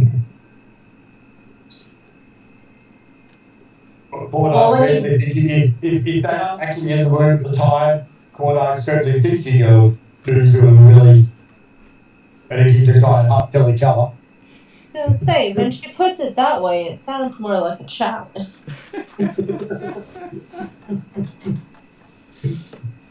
She's certainly making a challenge for herself. Okay.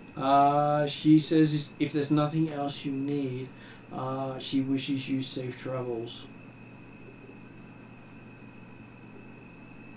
I think, yeah. Yeah, certainly. Give her plenty of thanks. Yeah. I think that's everything. Okay. You basically have no issues convincing your captain to take you there.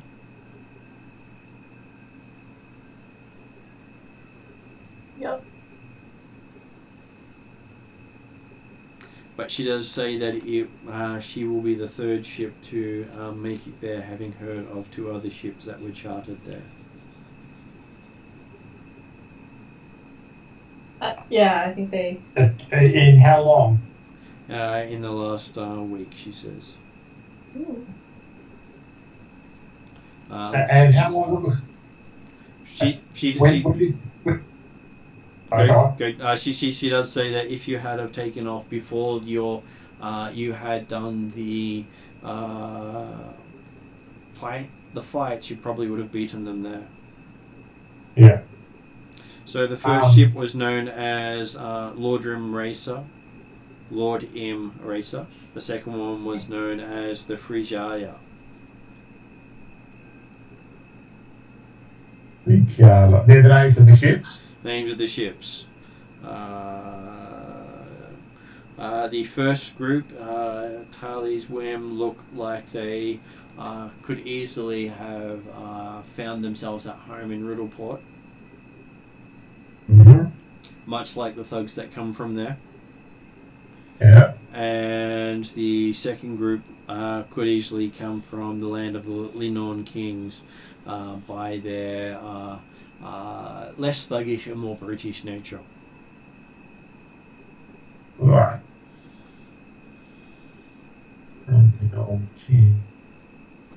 the captain's not entirely certain that the Lord Rivenrake is actually a Riddleport vessel. They certainly look like a bunch of pirates. The passengers look like a bunch of pirates. Right.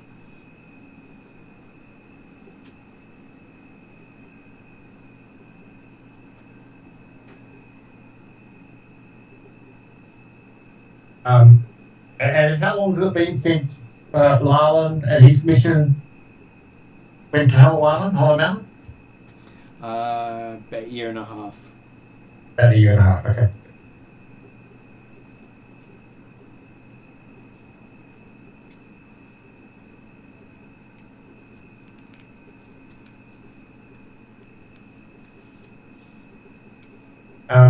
So has there been significant talk? Like obviously Lady Hindmarch mentioned that there have been some reasons and disturbances that meant it was worth the pathway to go there.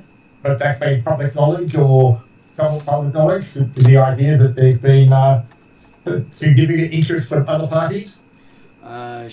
They believe that the lords of the Magnamar, who Lady Hindmarch has been in consultation with, may have decided to take things into their own hands.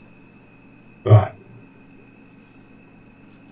Or other powers that be may have divined something. Yeah. Taking power where they can is not unknown.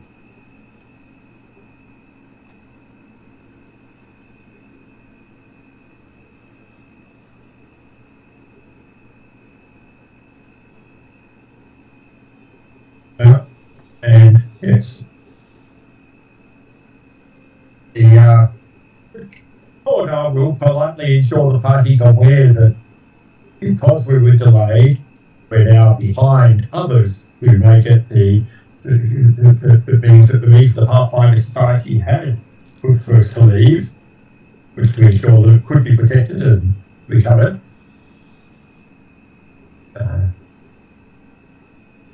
Yeah, we've got competition. Okay. So as she heads out, she does warn of the weather between Magnamar and Hollow Mountain is some of the worst in the Gulf. Everything close to the island chain is horrible to sail around.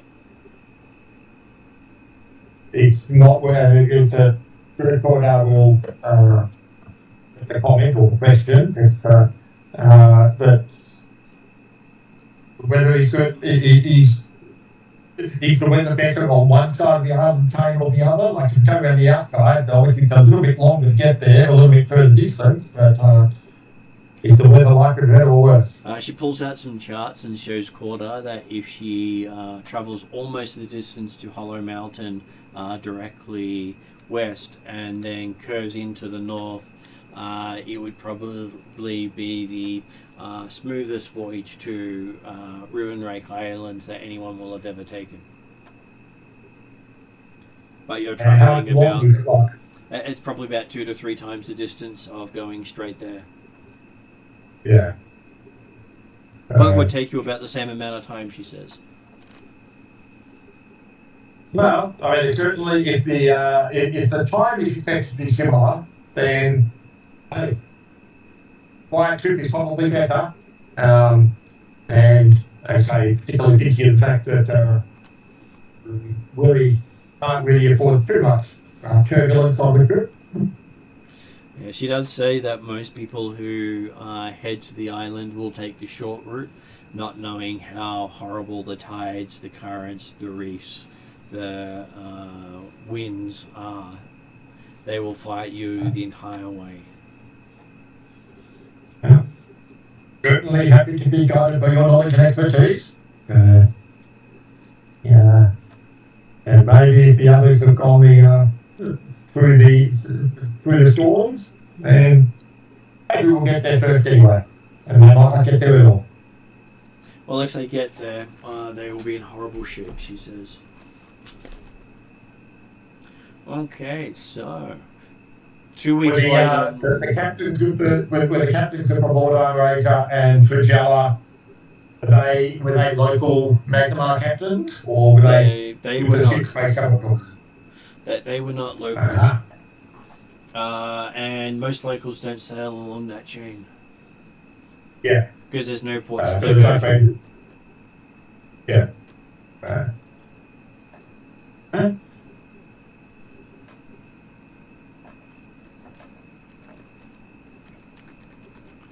Okay, so you have 2 full weeks of no notifications of Duzar's impending doom. Best sleep I've had for. That's right. Border wakes Duzar up at dawn each morning. To do something.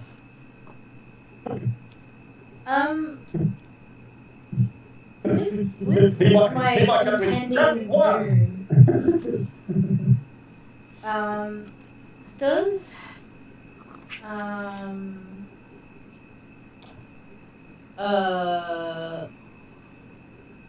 I'll probably during the voyage as well pick Harry's brain over the long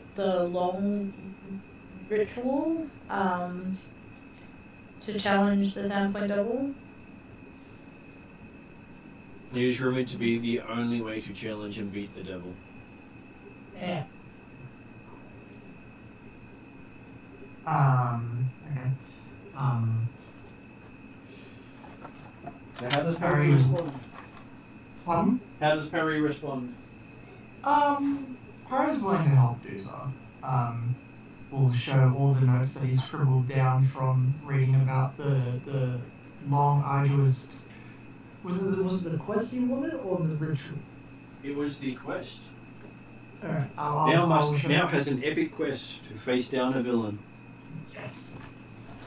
I'll show her all my scrawlings of the epic quest, which unfortunately I can't remember. Out of character. Perry would have remembered it, but I can't say.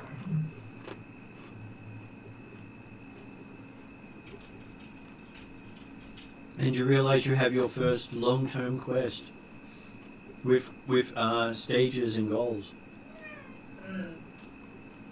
No, we already had the long-term quest of recovering the shards of city. Long-term personal quest? That's what I meant. Yeah. Well, apparently Tyrion's a bit as well. I was about to say, quest 1. Stop Tyrion.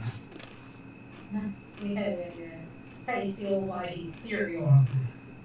Hey, come on.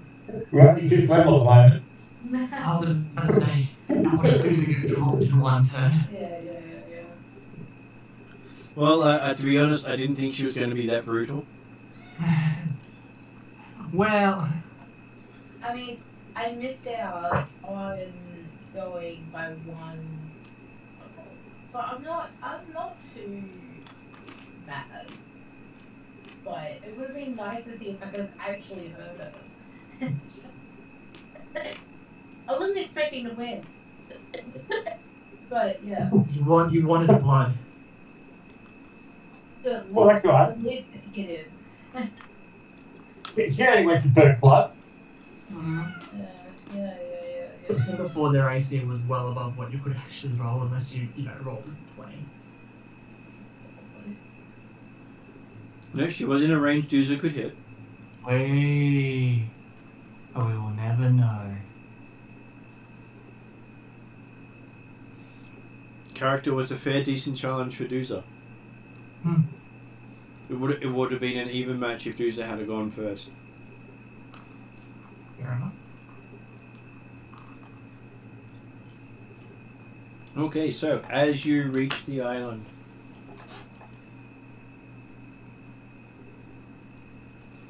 you can see the Goddess of Wrath peering down imperiously from the mountain height. It's impossible to ignore how big that face is, overshadowing the otherwise amazing spectacle of the northernmost reaches of the ancient bridge known as the Irispan, where it extends from the mountain's middle slope. The mountain's lower slopes are dotted with woodland and craggy hills, peppered here with ancient ruins of what was once a capital city of Thassilonian known as Zin Bakaran. Seeing if I actually have a picture of the Hollow Mountain to show you.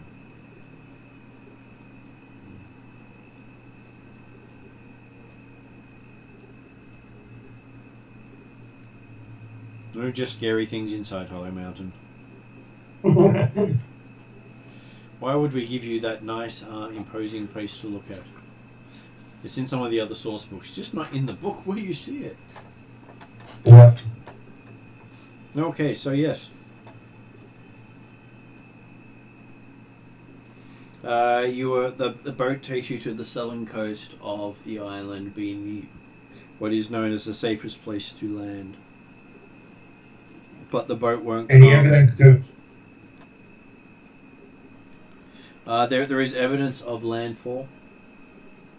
Okay, I said I suddenly realised you probably still reading box text. Well, before the idea of whether there was any evidence of the other ships. There's evidence of a boat on the shore. And then we can there is a boat that's anchored at the shore, or there is no pier. It's just one of the few beaches you see. Right. Okay.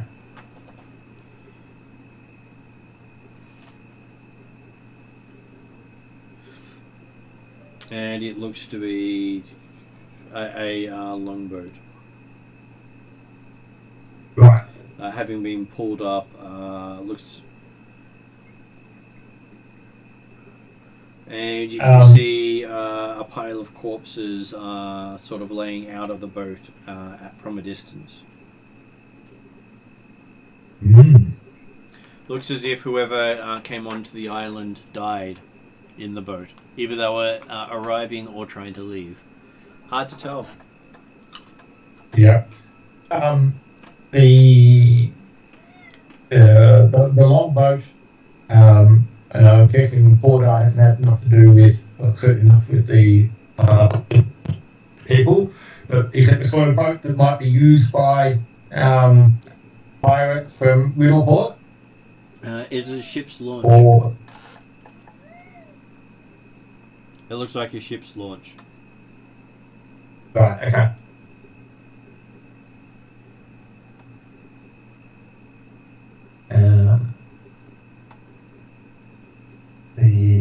So obviously, yeah, the intent will be, I should have got a spyglass on there, so you can get a closer look at what might be on the beach before we get towards the beach, but then also, work out whether it was something that they were trying to escape or trying to land.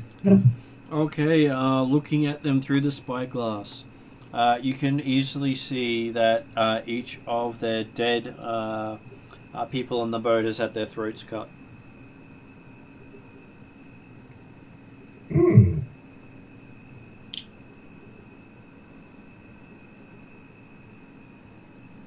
And that there is a footpath next to the dead people in the boat leading further into the island. Okay.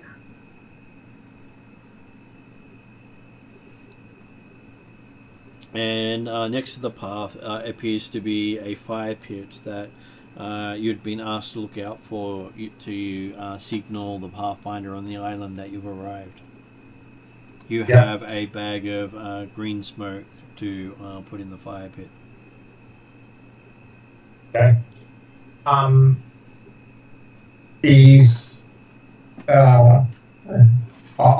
guessing Willie's probably still somewhat recovering at the moment, and it's probably appropriate for him to stay on the ship for the time being.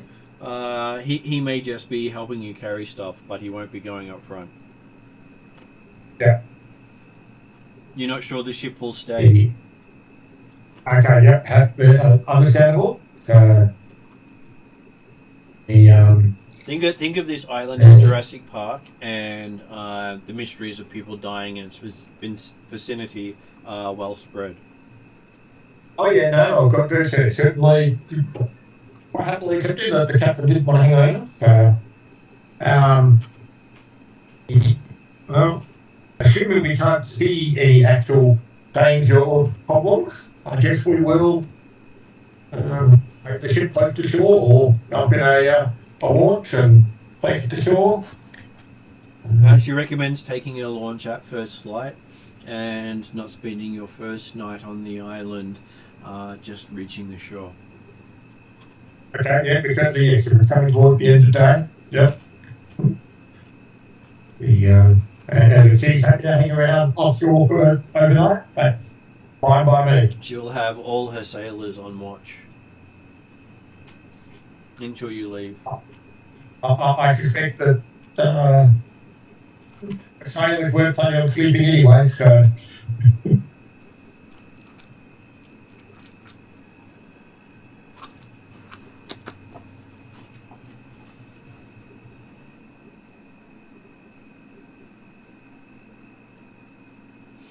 Okay, so during the night as you sleep, each of you feels the contact of a higher being. Interesting. Okay. Mm-hmm. You all get the same message. I am the goddess Sortian, but I am not your foe. My people have risen as you fear, and we will not, and we will both benefit from our awakening. I have a foe who has also risen, and they have left Hollow Mountain to seek power elsewhere. And as she prepares to fight me, you must prepare. I have been watching. You seem heroes who might stand against her, but not without assistance. Seek out old Thybios, my opponent's murdered predecessor. In the forlorn sepulchres beyond the weeping dragons. With an abyssal runestone from the Gauntlet of Fury, his unique spirit can be compelled to aid you, and perhaps not without some conflict. But exercise caution. But even humbled as he is today, the serpent still has teeth. When you are done with him, seek me in Corvosa. We have more to discuss. And the last thing you all see before you, the dream leaves, is the symbol of wrath burning into your hand. And you wake up to the burning and the smell of your hand burning.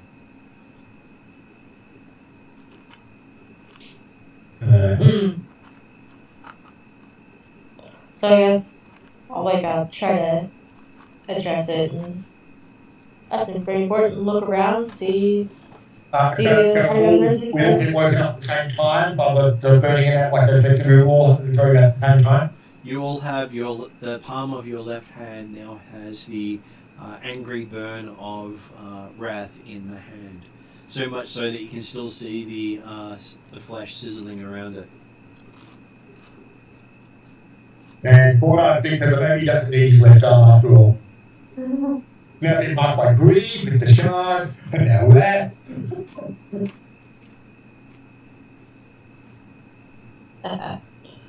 So I guess I'll definitely just check in, see everybody got the same thing, and then just verify that y'all heard the same thing as well.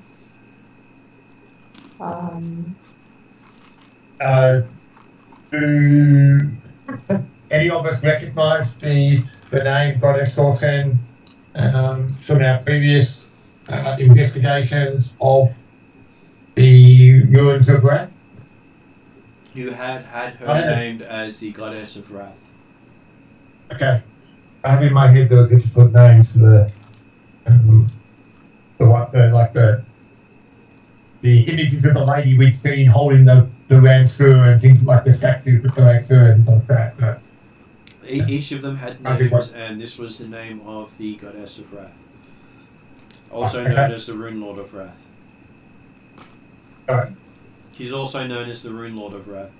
Yeah, no, that's I'm thinking of the fact that when we went down to the Crow, and I think we had somewhere else as well where we found a rat. Right.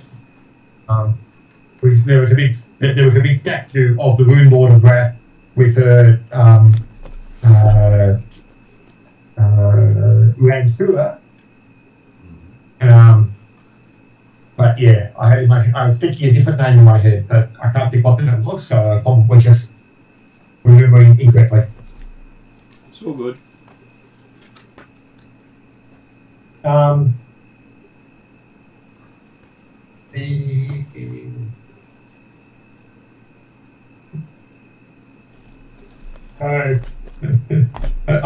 We woke up with a bit of a scream or whatever as we shot the burning. I'm sure there was at least some of you screaming. Assuming that the captain or members of the crew don't come in to find out what happened with the screams, we'll go out and double check to confirm that we were the only ones on the boat that had this scream. Apparently, you were the lucky ones. The chosen heroes. The chosen heroes for sure. Of course.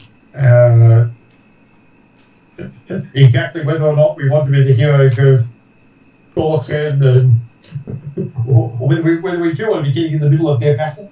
But admittedly, it could be a case of if they're battling each other, at least that means they're distracted from taking over the world. Well, you've never really heard of them working together unless it was in taking down the father of the One of the sins. others. Yeah. All seven only cooperated once in their history. Was that to create, or that was to fight someone else, or was that to create something important? That was to defeat the father of the sins. Yeah. So the greater god of virtue, as he was known. Yeah.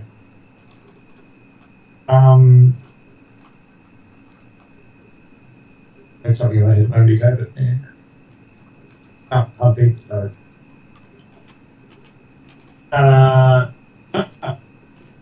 Okay, nothing else? It allowed us an early start.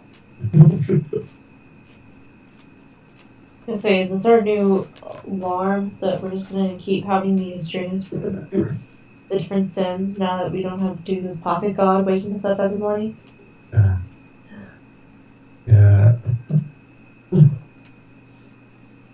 Well, I suspect that was probably a once-off at least until we get to Corvosa.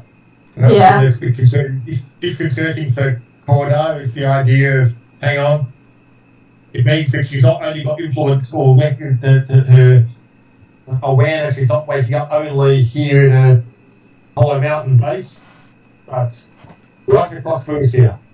Yeah. She is named a city that did not exist in the time she was last awake. Yeah. So she's aware, yeah. You had been warned that the gods of sin had awoken. Now you have proof.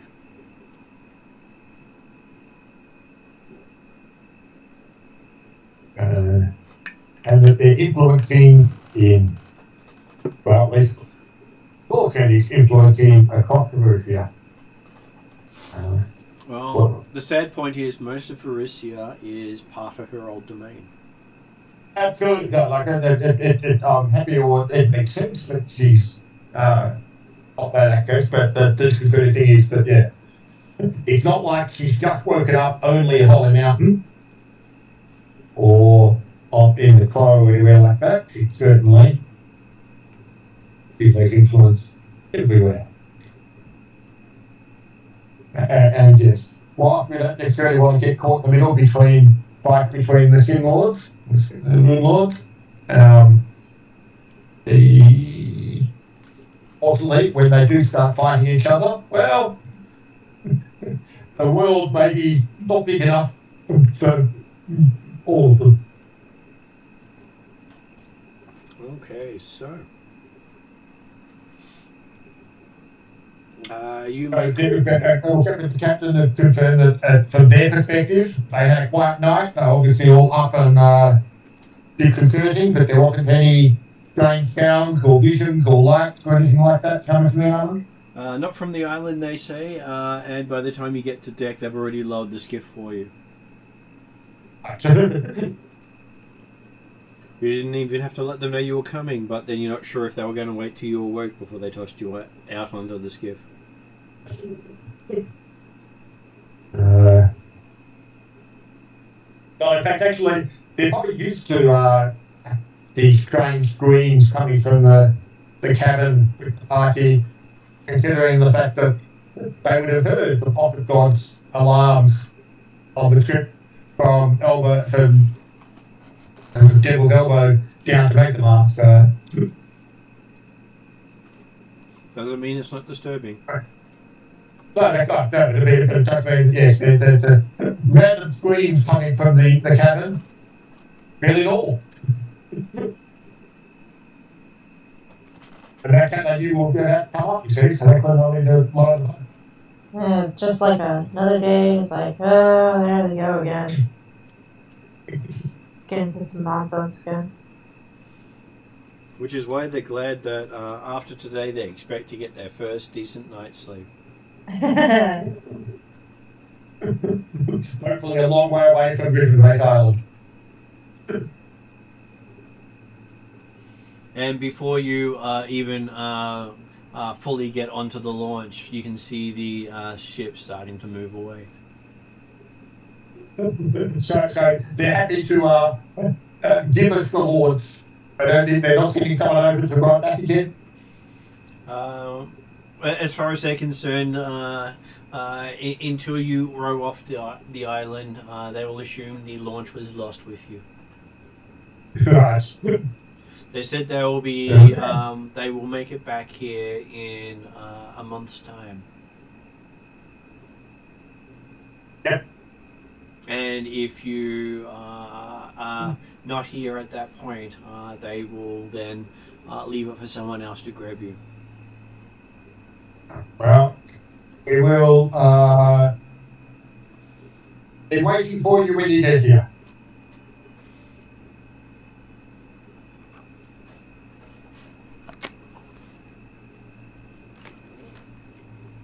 I have to pretend to have confidence.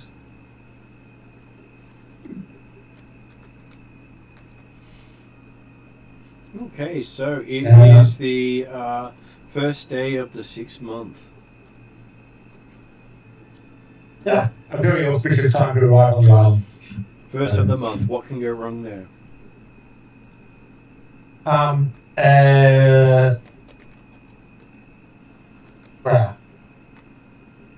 Well, I'm guessing Corda probably going to be a bit busy being involved in bowling at the moment, so you probably take a good look at if there's any evidence of changes or activity up on the beach. But others might be a little bit. Okay. You managed to pull up alongside the other launch. You can easily see they were dressed as sailors and they look like they died over a week ago.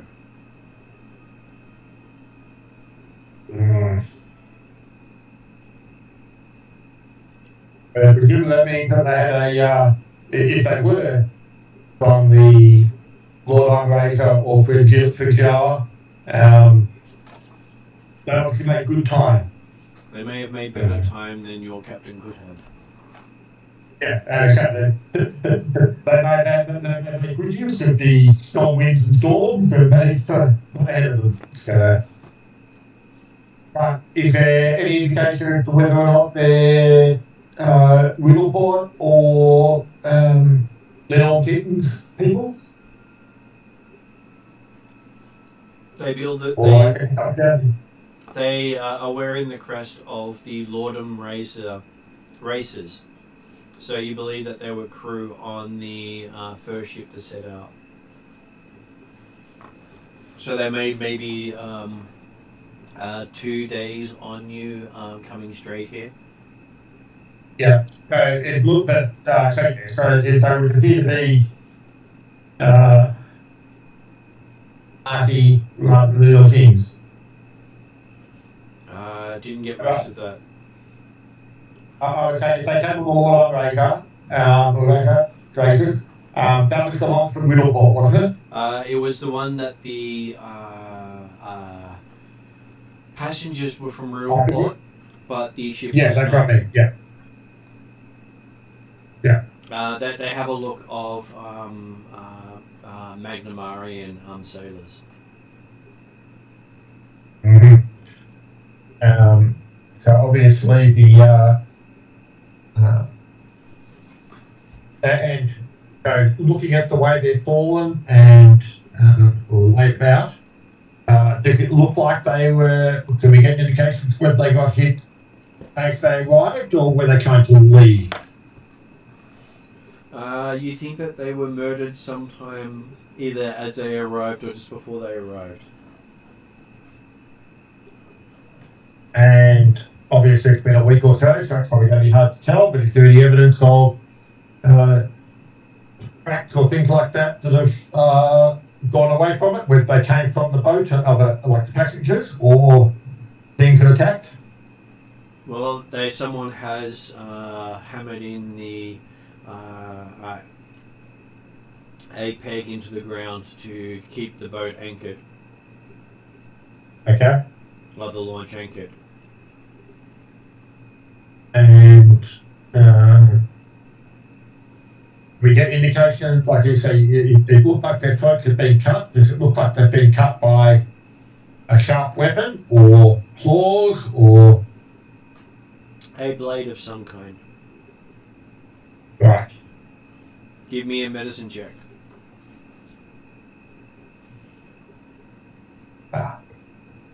Sure. Pinwinkle, Sparky would Pinwinkle would definitely know. My check is 17, I think. Fondra would have a 21, but Sparky would probably. I've got 22. Yeah. Okay, between you all, Quarter believes Small Blade and Fondra and Sparky both say it was definitely a dagger, and not a clan dagger. Just a normal dagger. Yes, big difference.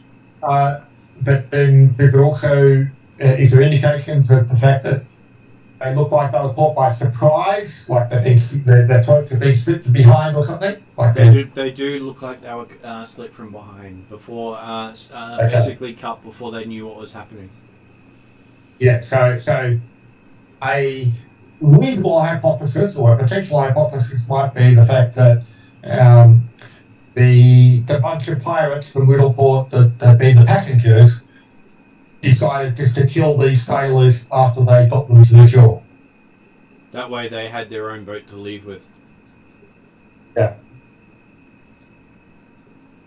But obviously not a big enough boat that would actually be able to get them back to Akbar, would it?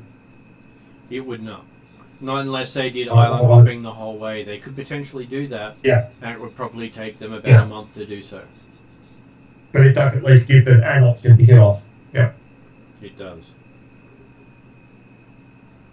Okay.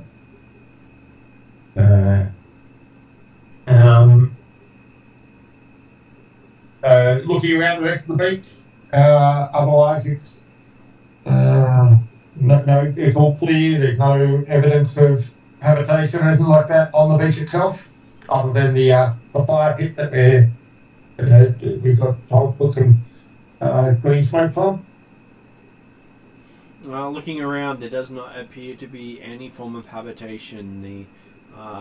There's no prints, there's no signs of animal life, and no constructions on the coast.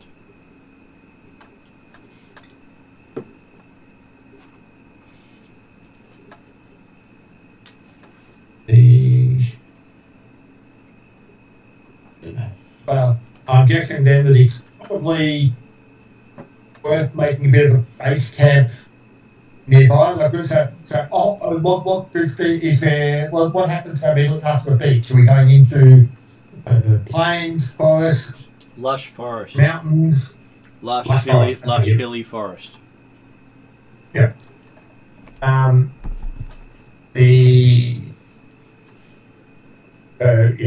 would think then that it may be worth making a bit of a base camp type setup near this fire pit, and so that we don't know how long we have to wait for this. You weren't expected long. to wait. You're just supposed to announce you were coming.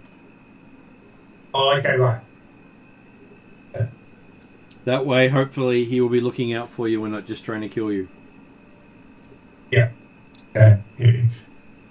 And then, yeah, hopefully he'll find us before the pirates or the little kings if they made it. And he tries to make friends with the wrong group of people. Well, in which case then, we will get a fire going and drop the powder in there to get the nice green smoke and let Lila know that we're here. And then probably immediately find a spot off to get a bit of a hiding spot in the jungle or something like that, just so that if it does attract immediate attention, they may not know exactly where we are. Okay.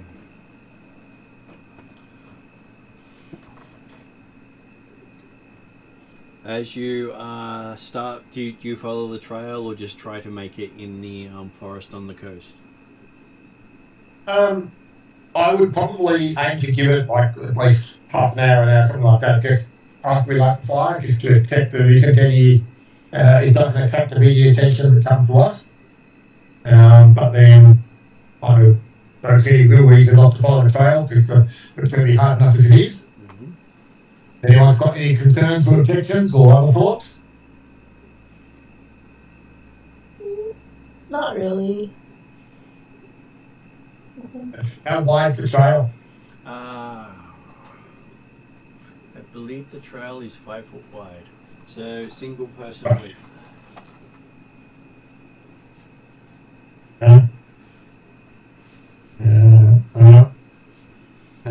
Corda would be recommending that he lead and Dooza cover our rear to ensure that with this jungle they could come out from any direction very easily. Yep. But Dooza may not still, well, we're expecting that Dooza might take a couple of months after he would walk again to actually get moving. Obviously, doing the kata in the last couple of weeks on the ship, I'm guessing that Dooza's apparently made full recovery, got full motion. It seems to pull a little bit to the left.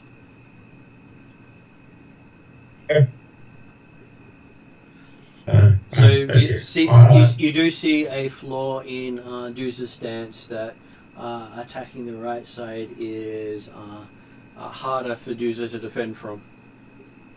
Okay, well, I'll certainly, if I brought that up, I'll certainly make certain that he's aware of it as well. I'm assuming that Dooza's puppies are with us as well?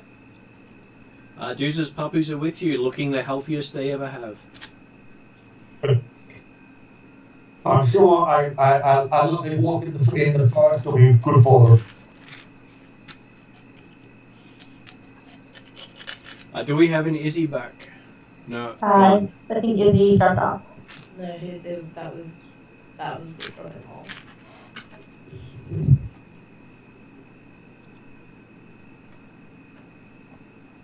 Like how Jesus puppies looking great. Dooza, a little too left. Sorry, Mom, I'm just gonna. Okay, Josh, you rest up. Mm-hmm.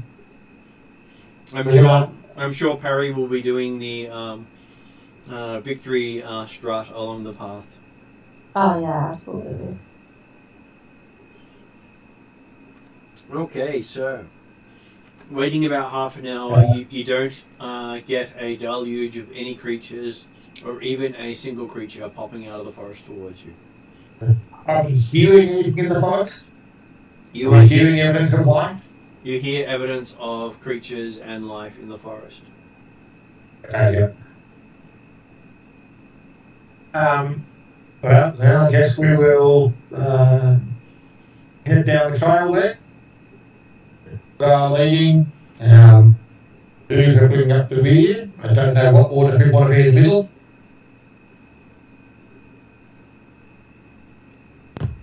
Put the Buffus Wisdom to Man closer up the front. I'll take midway. I will 100% be in the middle. Probably either second to last or middle. Whichever Well, works. I suspect that Billy's probably definitely a middleman at the moment. So. He's currently carrying supplies for people. With what arm? Sorry, Mom, that thing was Izzy just saying that she's got a crying child, so she might be getting back on. That's fair enough. We all know how much that can be needing your attention. Mm-hmm. Okay, so after about 10 minutes of following the trail, it seems to snake around upon itself, and you find yourself at a ravine with a 10-foot wide river rushing down its center. And crossing the ravine is a log. The path leads right up to the log, and you see the path extending on the other side of the log. And it's a 20-foot drop from the log into the river. Can I do I guess, nature check to see how sound this log is as a bridge? Sure. Okay, 1 second. 23? The log looks like it has been set in here years ago. Doesn't look as it has buzzed in years. Go, Jeremy. I'm going to say, if you well designed. You keep cutting out, Jeremy. Yeah. Sorry about that. Well, we heard you that time. Okay. I say, in fact, yes, it's obvious the log is apparently solid and has been deliberately placed as a bridge across the river. It does look deliberately placed. Have we seen much evidence of activity along this track while we're going through? No activity at all.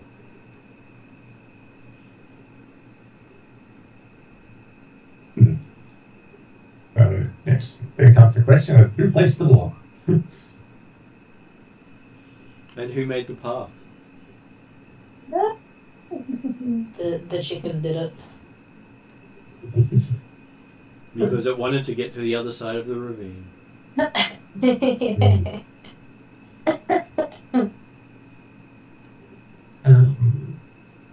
we seen any evidence of animal tracks and things like that? Not a single animal track on the path. Very disturbing. Completely disturbing. Spooky. You said it was about a 10-foot wide gap? It was a 10-foot wide river at the bottom of a ravine, which makes it about 20-foot wide in total. Okay, yeah. And how wide is this tree? Is it going to be a difficult, precarious walk to get across, or is it wide enough that? It's 2.5 feet in width. Okay, so it'd be a balance check, but not particularly hard balance check. Not a hard balance check, but it would have an actual check. Yeah.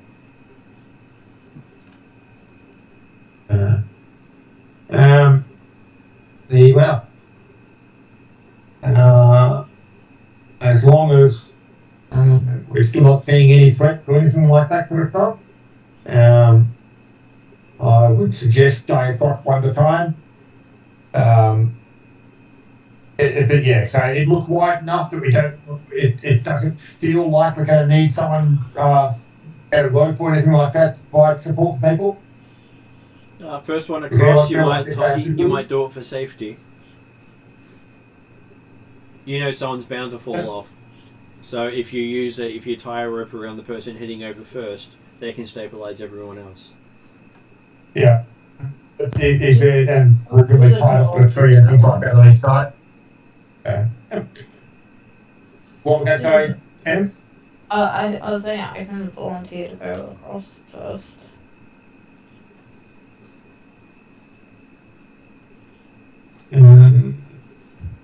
If you like.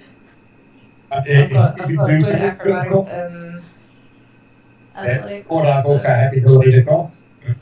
You happy for the do so?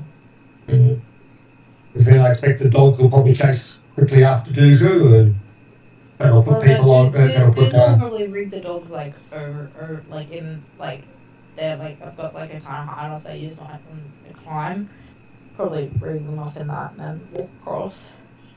You definitely feel their weight more than you used to. They weigh more? No, you just feel their weight more than you used to. Oh, okay. Interesting. Your back doesn't seem to be able to take the weight as well as it used to. Well, still hasn't fully healed after all. Well, okay. So the harness is more that to tie the dogs to do that as opposed to then lifting them up separately. Duzu used to carry them completely. Right, okay. Yeah. Can I suggest then that Paul and I go first while and then Duzu can take the time to ensure that it's going to be okay, rather than having Duzu carry the dog and the rope, everything across?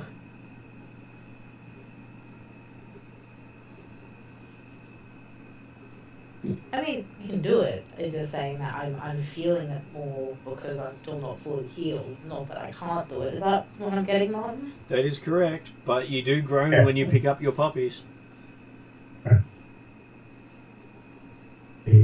But yeah, so actually, again, like it's just the idea that taking the extra burden without having the rope to support is probably disadvantageous. And I'm assuming that it's the jungle, if we go to this jungle, there's a convenient tree to tie off to on each side. Many convenient trees. Yep.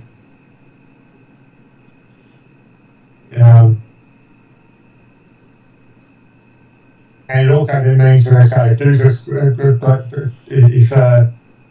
someone who's confident and can easily trip across, possibly even someone like Sparky, Sparky's really not going to trip across this shit.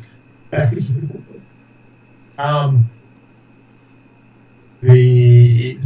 untie the rope and move back without a rope on their side. So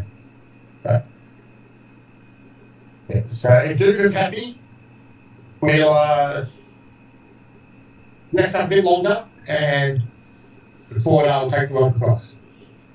Okay, so as Corda reaches the middle point, I'll get everyone to make a perception roll. Can I get an initiative? Yep. Of course. I missed what happened. Why are we doing initiative?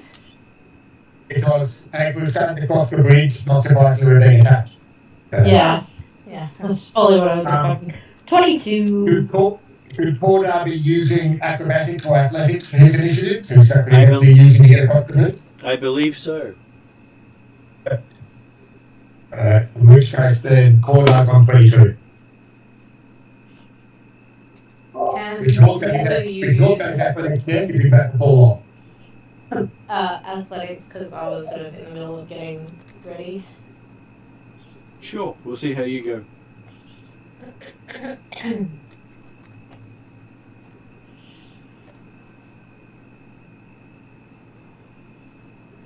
And what was Sparky's? 34.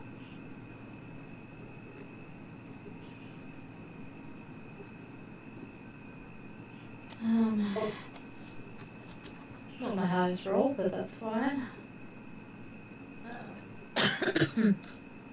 25. Okay. So, Sparky, as Corda reaches the center of the log, making it an easy step across, basically not trying to do anything stupid, you hear the buzzing of wings and the moving of a insect from uncurling itself from the base of the log, until you realize it's two insects uncurling themselves from the base of the log underneath him and starting to move out the outside to surround him. You can't see my face right now, but it's just like the most like ew face. I hate this. And to help you feel even worse, it is two mosquitoes the size of people.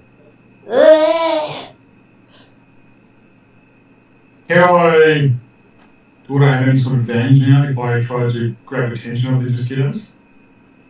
Well, you know they're going for the person who's walking across where they were resting. All I'm going to do, I'll yell at the quarter. Watch out!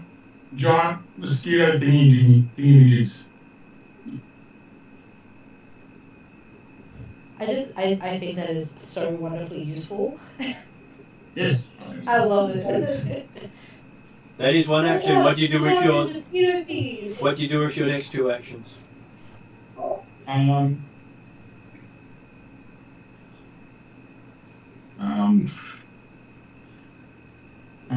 Did he even go with the rope, did he? No. He's got a rope around him.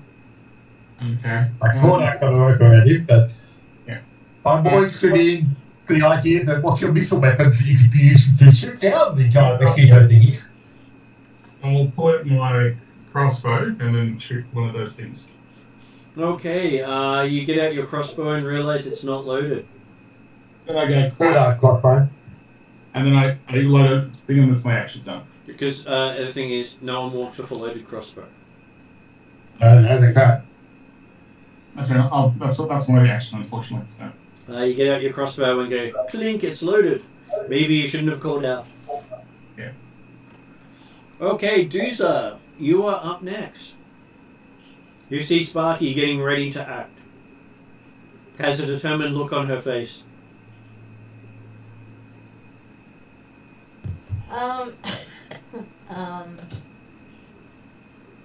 Your arms are full of puppy. My arms are full of poppy, yes. I'm going to continue. I'm going to spend my 3 actions continuing to get my puppies secure. Because I don't have any ranged weapons. There's no point in me trying to do anything else right now. Okay. So both of these creatures are now finished, have their action. You notice basically them waking up, so they now move up either side of Corda, and they go to attack.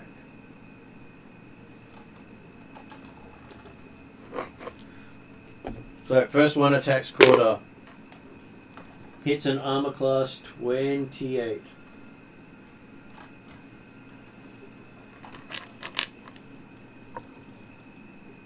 How is that for Corda? I'm pretty sure that's a hit, because that would be a hit on Dooz, and I'm pretty sure our AC is the same. When he's shooting. It's certainly a hit, yes. Sorry, I don't know why I'm not actually. Yeah. Yes, I did say it was a hit. But obviously it didn't go through. So that Can you hear me, Simon? I can hear you. That is 15 points of piercing, and you are grabbed on one side. Hopefully the other will hit and I can be balanced.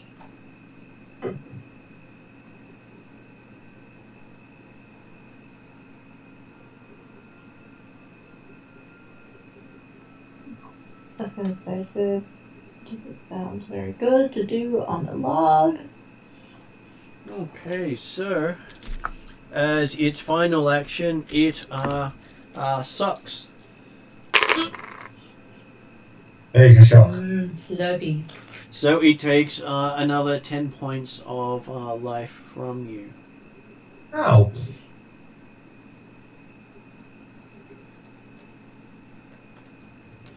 Okay, then the other one attacks.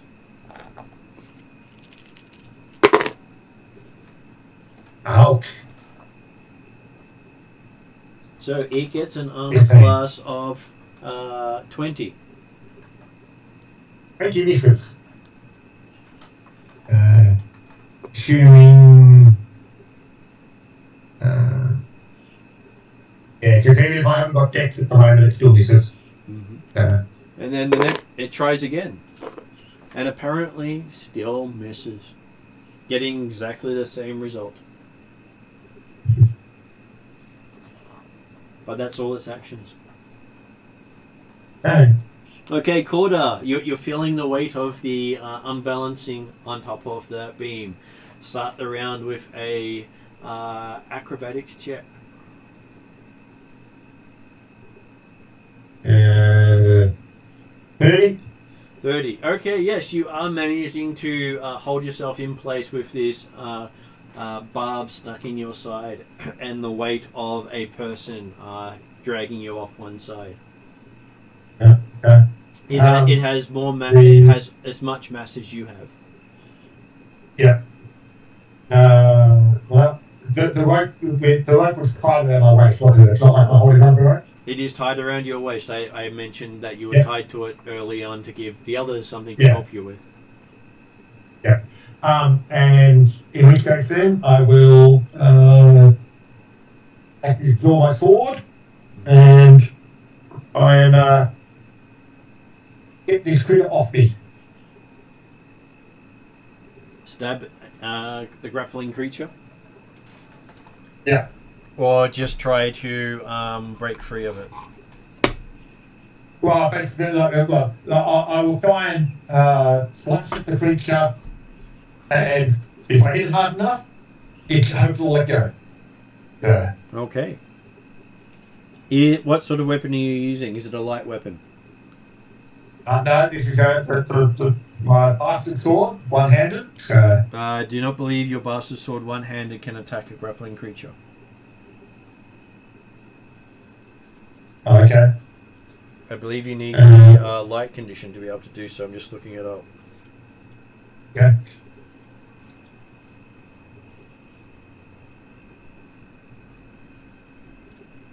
Actually, first you got to make a flat check to draw your weapon. Oh, okay.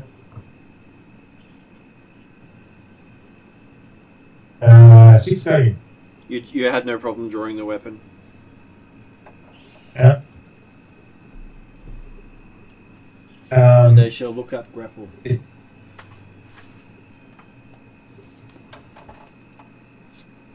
Because I remember many editions.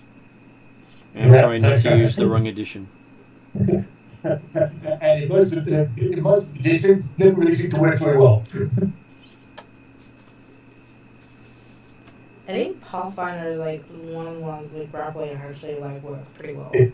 Yeah. Like, cause I've grappled before, and like if you've got the strength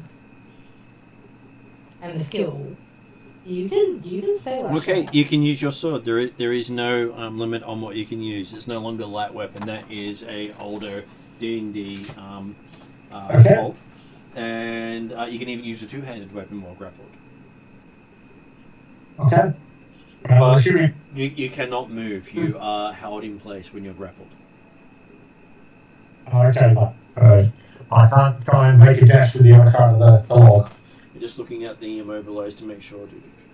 I'm pretty sure you can do like an action to try and get out of the grapple. I can't remember. Oh yeah, you certainly try and escape, but the as first attempt on this is hey, if he can up the thing off him, then they'll escape.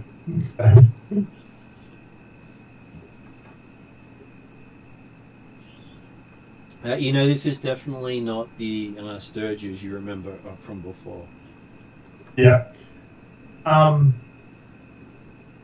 The noting here, this is probably like I was getting you on a few and things like that. The sword can be used two-handed, but considering is the creature grappled onto body or an arm Body. or a leg? Definitely. Okay, body. well, in that case then I could probably try and use two hands to get more force on the blade.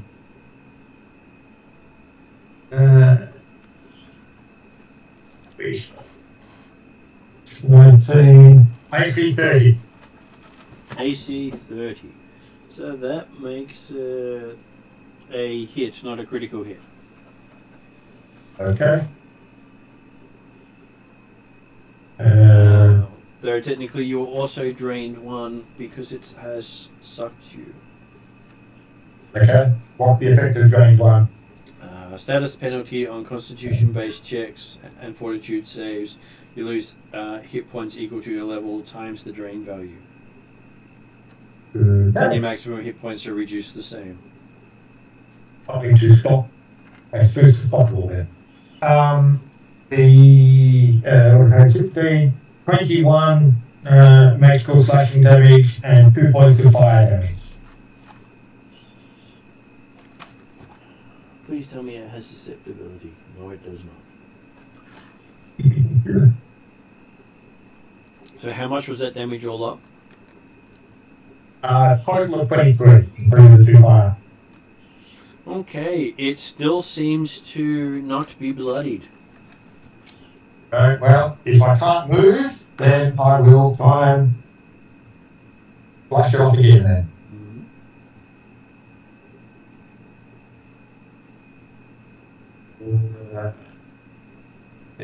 Minus 5, so 40, 33 AC. 33 AC. You are just short of a critical hit. By 1 point. Well, that was a 19 on the die, so it's going to be it would have been definitely a time critical if that had come up. You would have. Oh, in fact.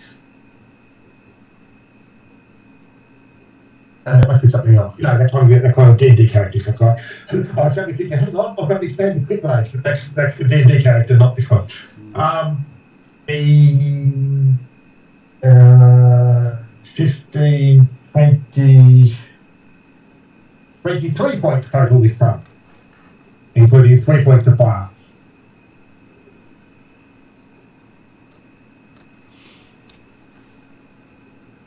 Okay, you feel as if you've bloodied it. Okay. For those who don't remember, that is you've taken it to over 50% of its hit points. Yep. Kendra is, Fondra is now up. Okay. I have been trying to look up spells, but for some reason I can never look up spells online. So this is why it's important that I probably play in person. So in terms of where I am to this thing, am I next to A ravine. Yeah. So I'm assuming that I'm 10 foot across the log. Yeah. And so therefore presumably at least 10 foot away from the bank, or where you are, assuming you're standing on the bank itself. And then the other flying one, it might be closer or further away. Okay. So the other flying one. I just need to look. Like, I'm trying so hard to find the specifics about Fireball. Because I have. I'm sure Corda is fire resistant. I'm sure he's told you that all the time. Yeah. Fireball or fireball? Fireball. No, I was just trying to figure out, like, what can I do? What is the range? How can I avoid hitting the other people? I'm sure that's the thing that will save everyone if you hit the log. Yeah, I want to avoid God. hitting the log. Like, there's other things that like I want to look up, but like I just can't find anything. Well, It sucks. it would certainly be within range of Fireball. Oh yeah, I guarantee the- everything is within range. I want to be the anti-range and see how precise I can be with it. Looking up fireball. Avoiding people or avoiding potential targets within a fireball is normally a specialized feat or spellcasting attribute type thing. Yeah, that's fair. And It would be an interesting effect if you drop your fireball on the creatures. ensuring you didn't get the log would also potentially be a challenge. Yeah. GM will point out that if you hit the creatures with a fireball and you target the square that they're in as the center, you'll hit the entire party. Yeah, I don't want to do that. Because you're standing within the blast radius. Yeah, I don't want to do that. Okay. Well then, I think the best I can do. Have that many ranged spells for flying creatures. The best I can do is I have a blowgun. I can try to hit. That's not gonna help. I hate this. I'm so impressed with the missile capability of this party. I know. I am going to hold my action. I'm gonna hold my action until one of the giant mosquitoes is close enough for me to hit it with my staff. Okay. You ready your staff of healing to strike the creature. Next up we have is Sparky. You are locked and loaded. I shoot the one that caught us been hitting. Okay. Let's see how well you hit.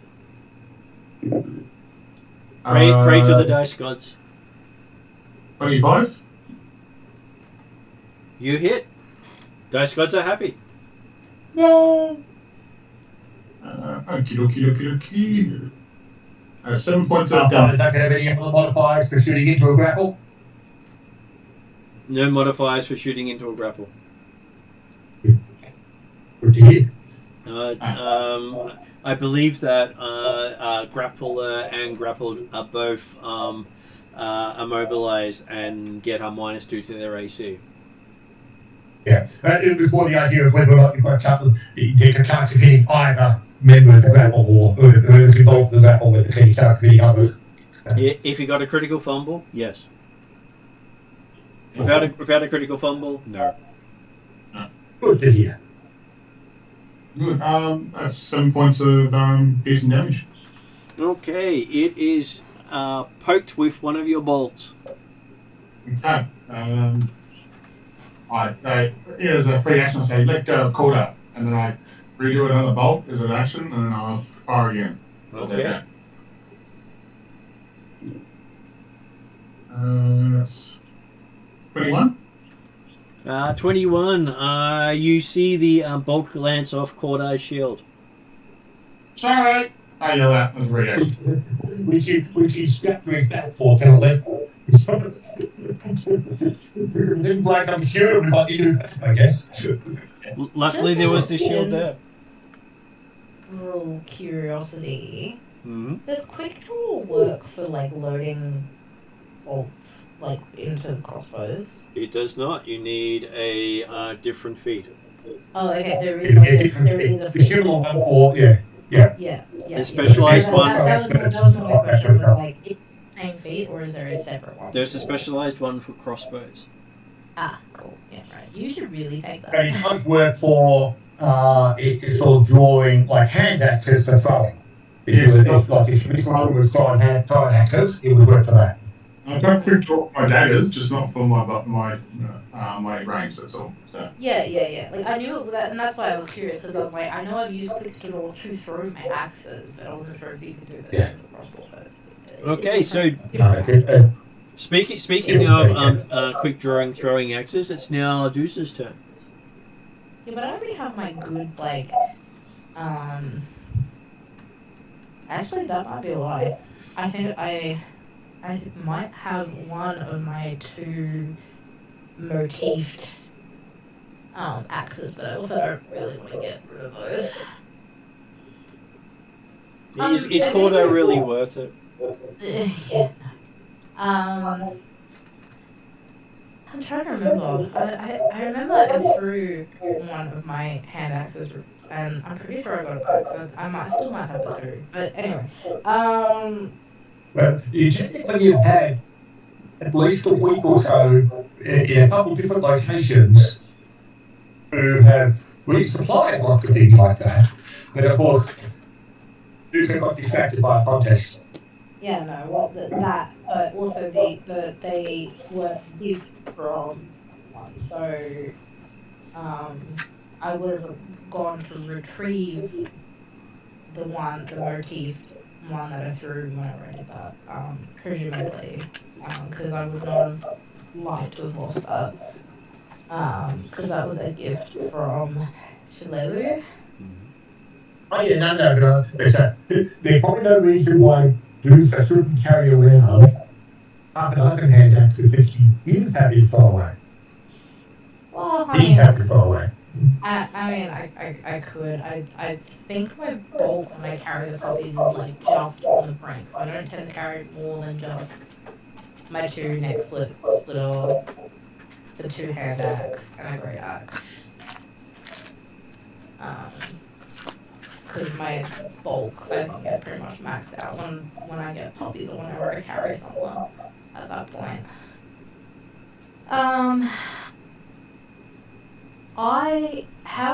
So you're stable on the wooden log. Can I go out onto the wooden log as well? You can. Now that I've got the puppies all hitched up. You can. Now you've got ablative armor. And the puppies can't dodge. I am going to try and avoid having the puppy dogs hit, but yeah, I was in the middle of hitching them up anyway, so I kind of didn't want to have to not do that.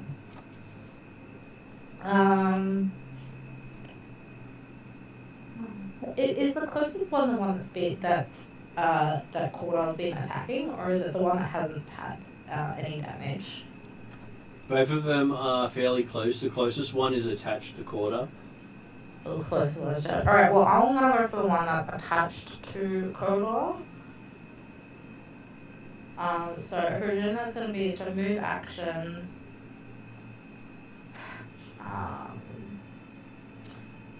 I'm not gonna bother hunters marking it because because I'll just take an action. I'm just gonna attack it with I'm gonna quick draw one of my neck splitters and I'm gonna attack it. Oh, good.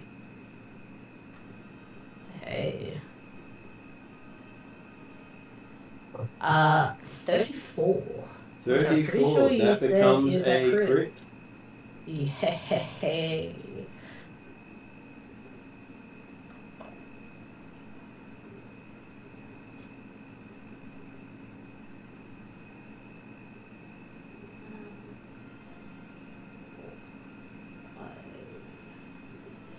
Doubled. So total of 32 magical slashing damage.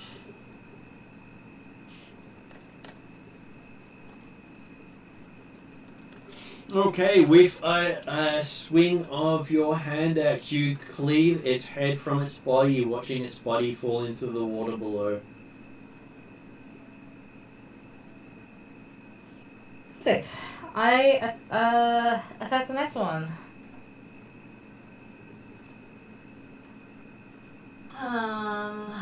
And it's -4 to the roll, or is it 5? It is -5 unless it's agile. I don't think my next splitters are agile. And if they're not agile, then they need to have, I think, momentum.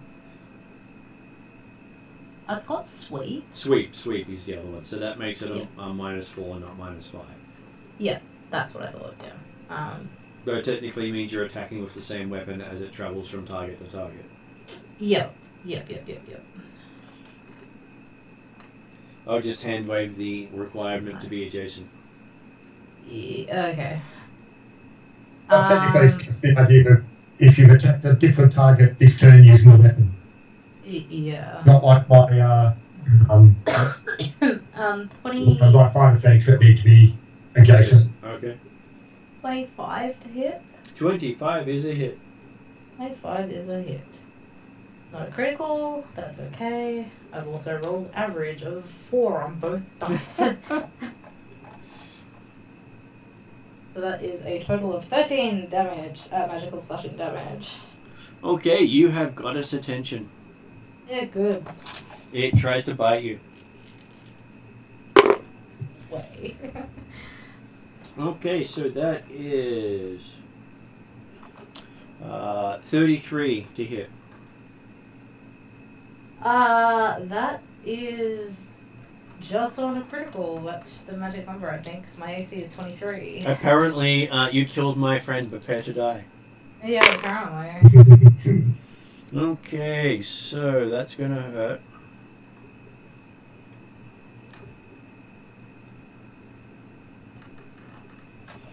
Uh, 42 points of damage. Holy shit.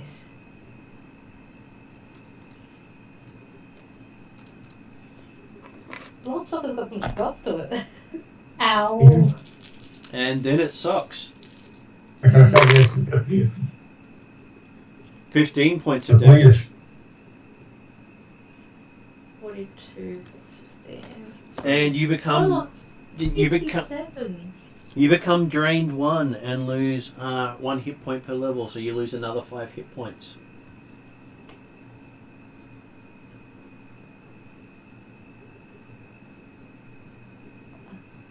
Ow. That must hurt. So technically 62 points of damage, is that right, Martin? Effectively, yeah. Effectively, yeah. That is correct. Jesus crap. Apparently I made it angry, guys. And it's still got 1 action left. Great. It missed the puppies. Yeah. It sucks again.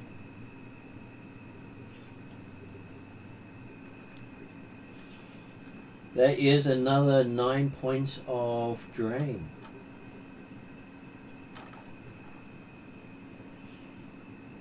This is feeling it, but it's only 1. And you become drained 2, meaning you've now lost another 5 hit points from your total. And your current.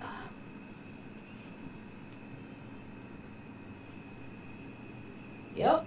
I'm still just okay. Okay. I am 4 hit points off having my I get knocked down and step back up again on a wooden bridge. That would have been fantastic. That would be a 20-foot fall into the river. Yeah. I fall down and I keep falling for a little while before I get back up. The dog might break your fall. Yeah. Which brings us to Korda to save the day. Well, I helped. You do have the head of one of them in your side. okay, well, but at the moment, it's the, let's try and get the head off the other one first. 13, AC 32. Due to it being latched to the side of Dusa, you just scored a crit. Ooh, okay. The grappler and the grapple E both have the grapple condition. Cool. That would then be 10, 16, 21, 42. A total of 50 points of damage, including 8 persistent fire. It is now bloodied. I will take another shot. Or another half one. That's probably not quite so good. AC 22. That is a hit because it's grappled. Oh, okay. The -2 to it being immobilized in the grappled condition. Others. 18,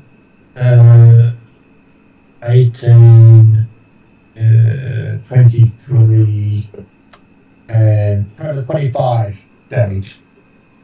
Including 2 fire.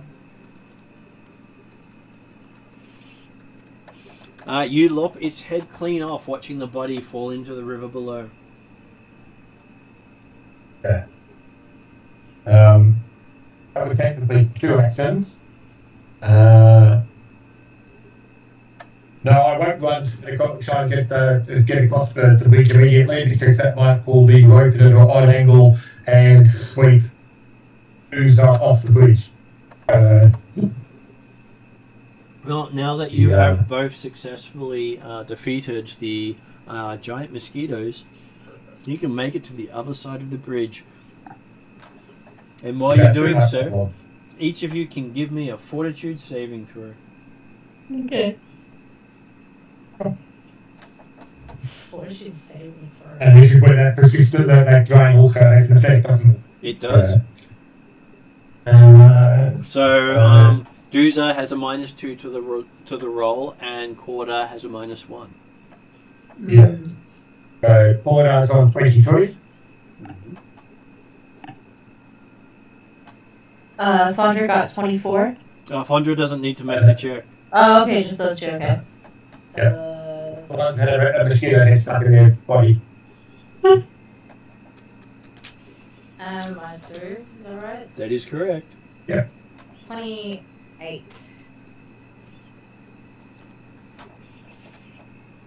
This mosquito is not really worth Duza's time. But Corda's looking a little ill. I'm guessing Fondra would like to use her fancy new healing stuff and heal these two.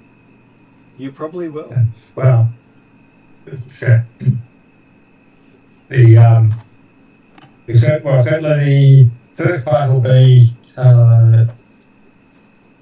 if Corda and Duza both get across to the other side. Corda will be taking the rope off and trying to tie it off another 3. Okay, so Jeremy, you'll need to note down with Corda. He now has septic malaria. Whoa! And you cannot reduce a sickened condition until it's cured.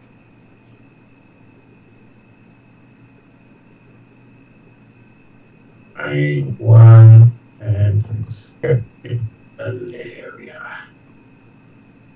With I take my quinine tablet before we left. With an onset of 1 day, so each day you make a check. Okay.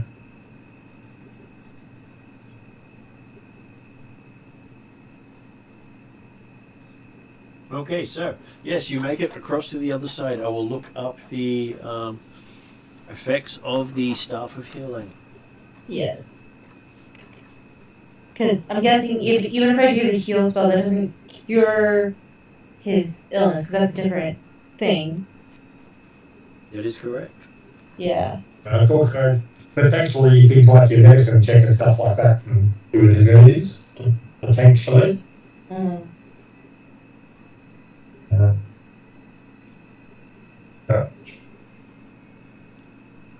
Because I have one heal spell saved at level 2. I mean, I'm also assuming that if we can rest up for 10 minutes after, it doesn't look like there's more mosquitoes around this location, then yeah, I'm guessing that we'd be at least a medicine check on both of the Corda and Dude to try and get back to some points. Yeah.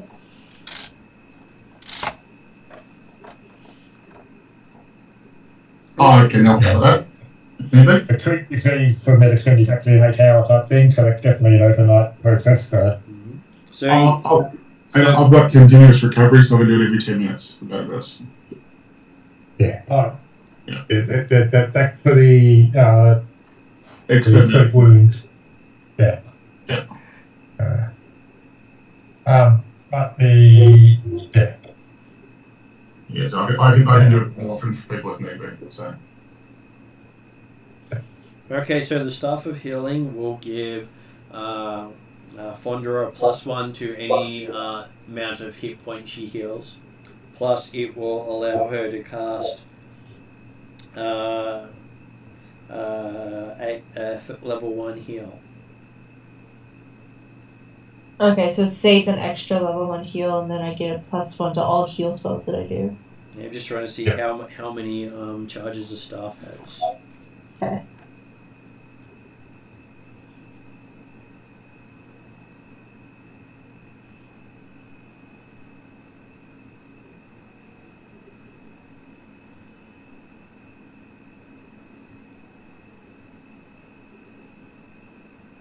I could be suggesting that if we're not seeing immediate threats, that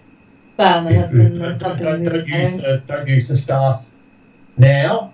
If we've got time to actually bandage up, because I'm guessing that while Cordar's feeling a bit weak, he's going to put that down to blood drain rather than any other factors at this stage. Unless we have other immediate effects at the malaria, but I suspect they won't really show up at least till tomorrow. Okay, so on the bright side, you can actually cast Stabilize using the Staff of Healing and do first level spells, a first level heal using the staff. Okay. Let me just that one. So the staff will have its number of charges equal to the highest level spell you're able to cast. That means it will have 3 charges. Okay, makes sense, yeah. Okay. Then I will,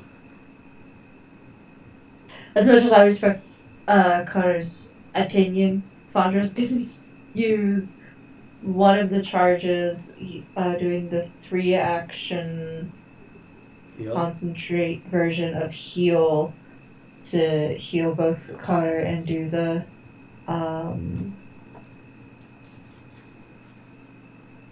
Because it's okay. It's 1d8 plus 8, correct? Yeah, but if we're stopping for 10 minutes and you go, like I said, have to go to the heal check or the heal spell, but I probably concentrated on to Duza. Because obviously Duza's a lot closer to death than Cordar, he can wait for some first aid. Because the 2 action heal goes on to a single person and does more healing, doesn't it? It does. But the...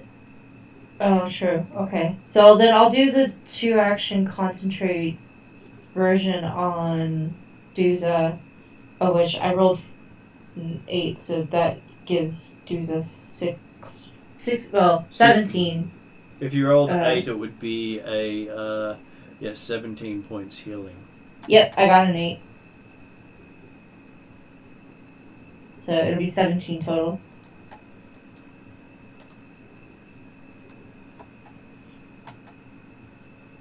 And how much do you roll for Corda? For Corda, I get... Roll this again. I got 13. Okay. Total. Yeah. And you'd have 1 more charge left if you wish to use it from your staff. But your staff will still boost your other spells. And because in terms of how I have to prepare, I have 3 other healing spells prepared. And when you prepare spells for the day, you can give up 1 of your spell slots to add charges equal to the spell slot level into the staff. Ooh, that's interesting. Okay. That's with all staffs. Okay. They don't recover charges naturally at all. Okay. You need to prepare them of a morning, and of a morning the staff has as many charges as your highest spell slot, Okay. and then you can add as a prepared caster, add that again into the or less into the staff if you wish to. Okay. Cool. The requirement is you must have that spell on your spell list. Makes sense. Okay. So no, I'll save the third charge on the staff for now. And so spontaneous casters can supplement the charges of the staff with their spell points.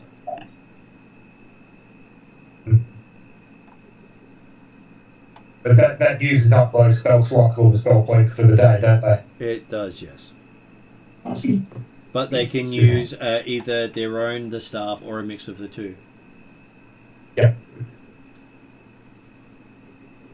The example they give is they can use one charge and one spell point to cast a second level spell. Yep, that makes sense.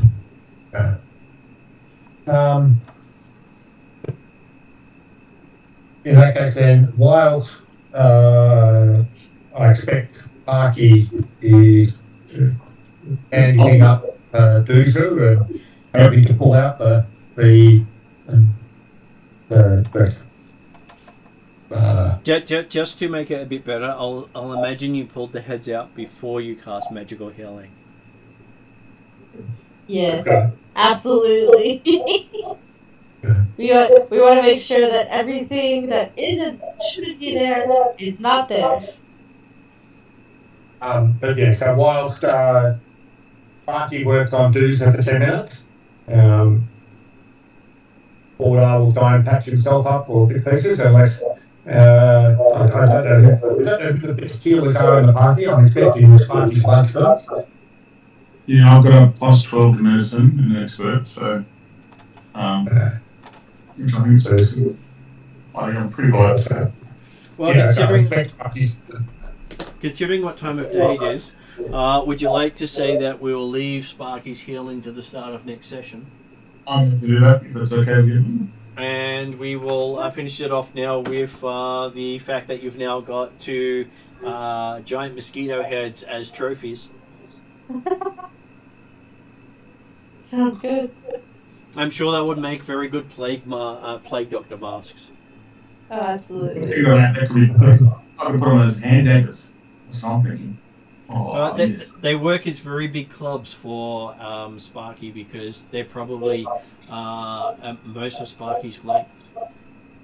Well, I'm thinking maybe like rapiers kind of thing, so I can have both hands and hold on the inside of the head and just go poke the people. Yeah. Anyway, we'll think about it for next session. Don't do that, dollars. Especially now that they're a bit beaten up. I'll just have to mold them into something. We'll work it out. Anyway, I'll let you finish up. Okay, so going to end credits. Once I can figure out where my mouse is.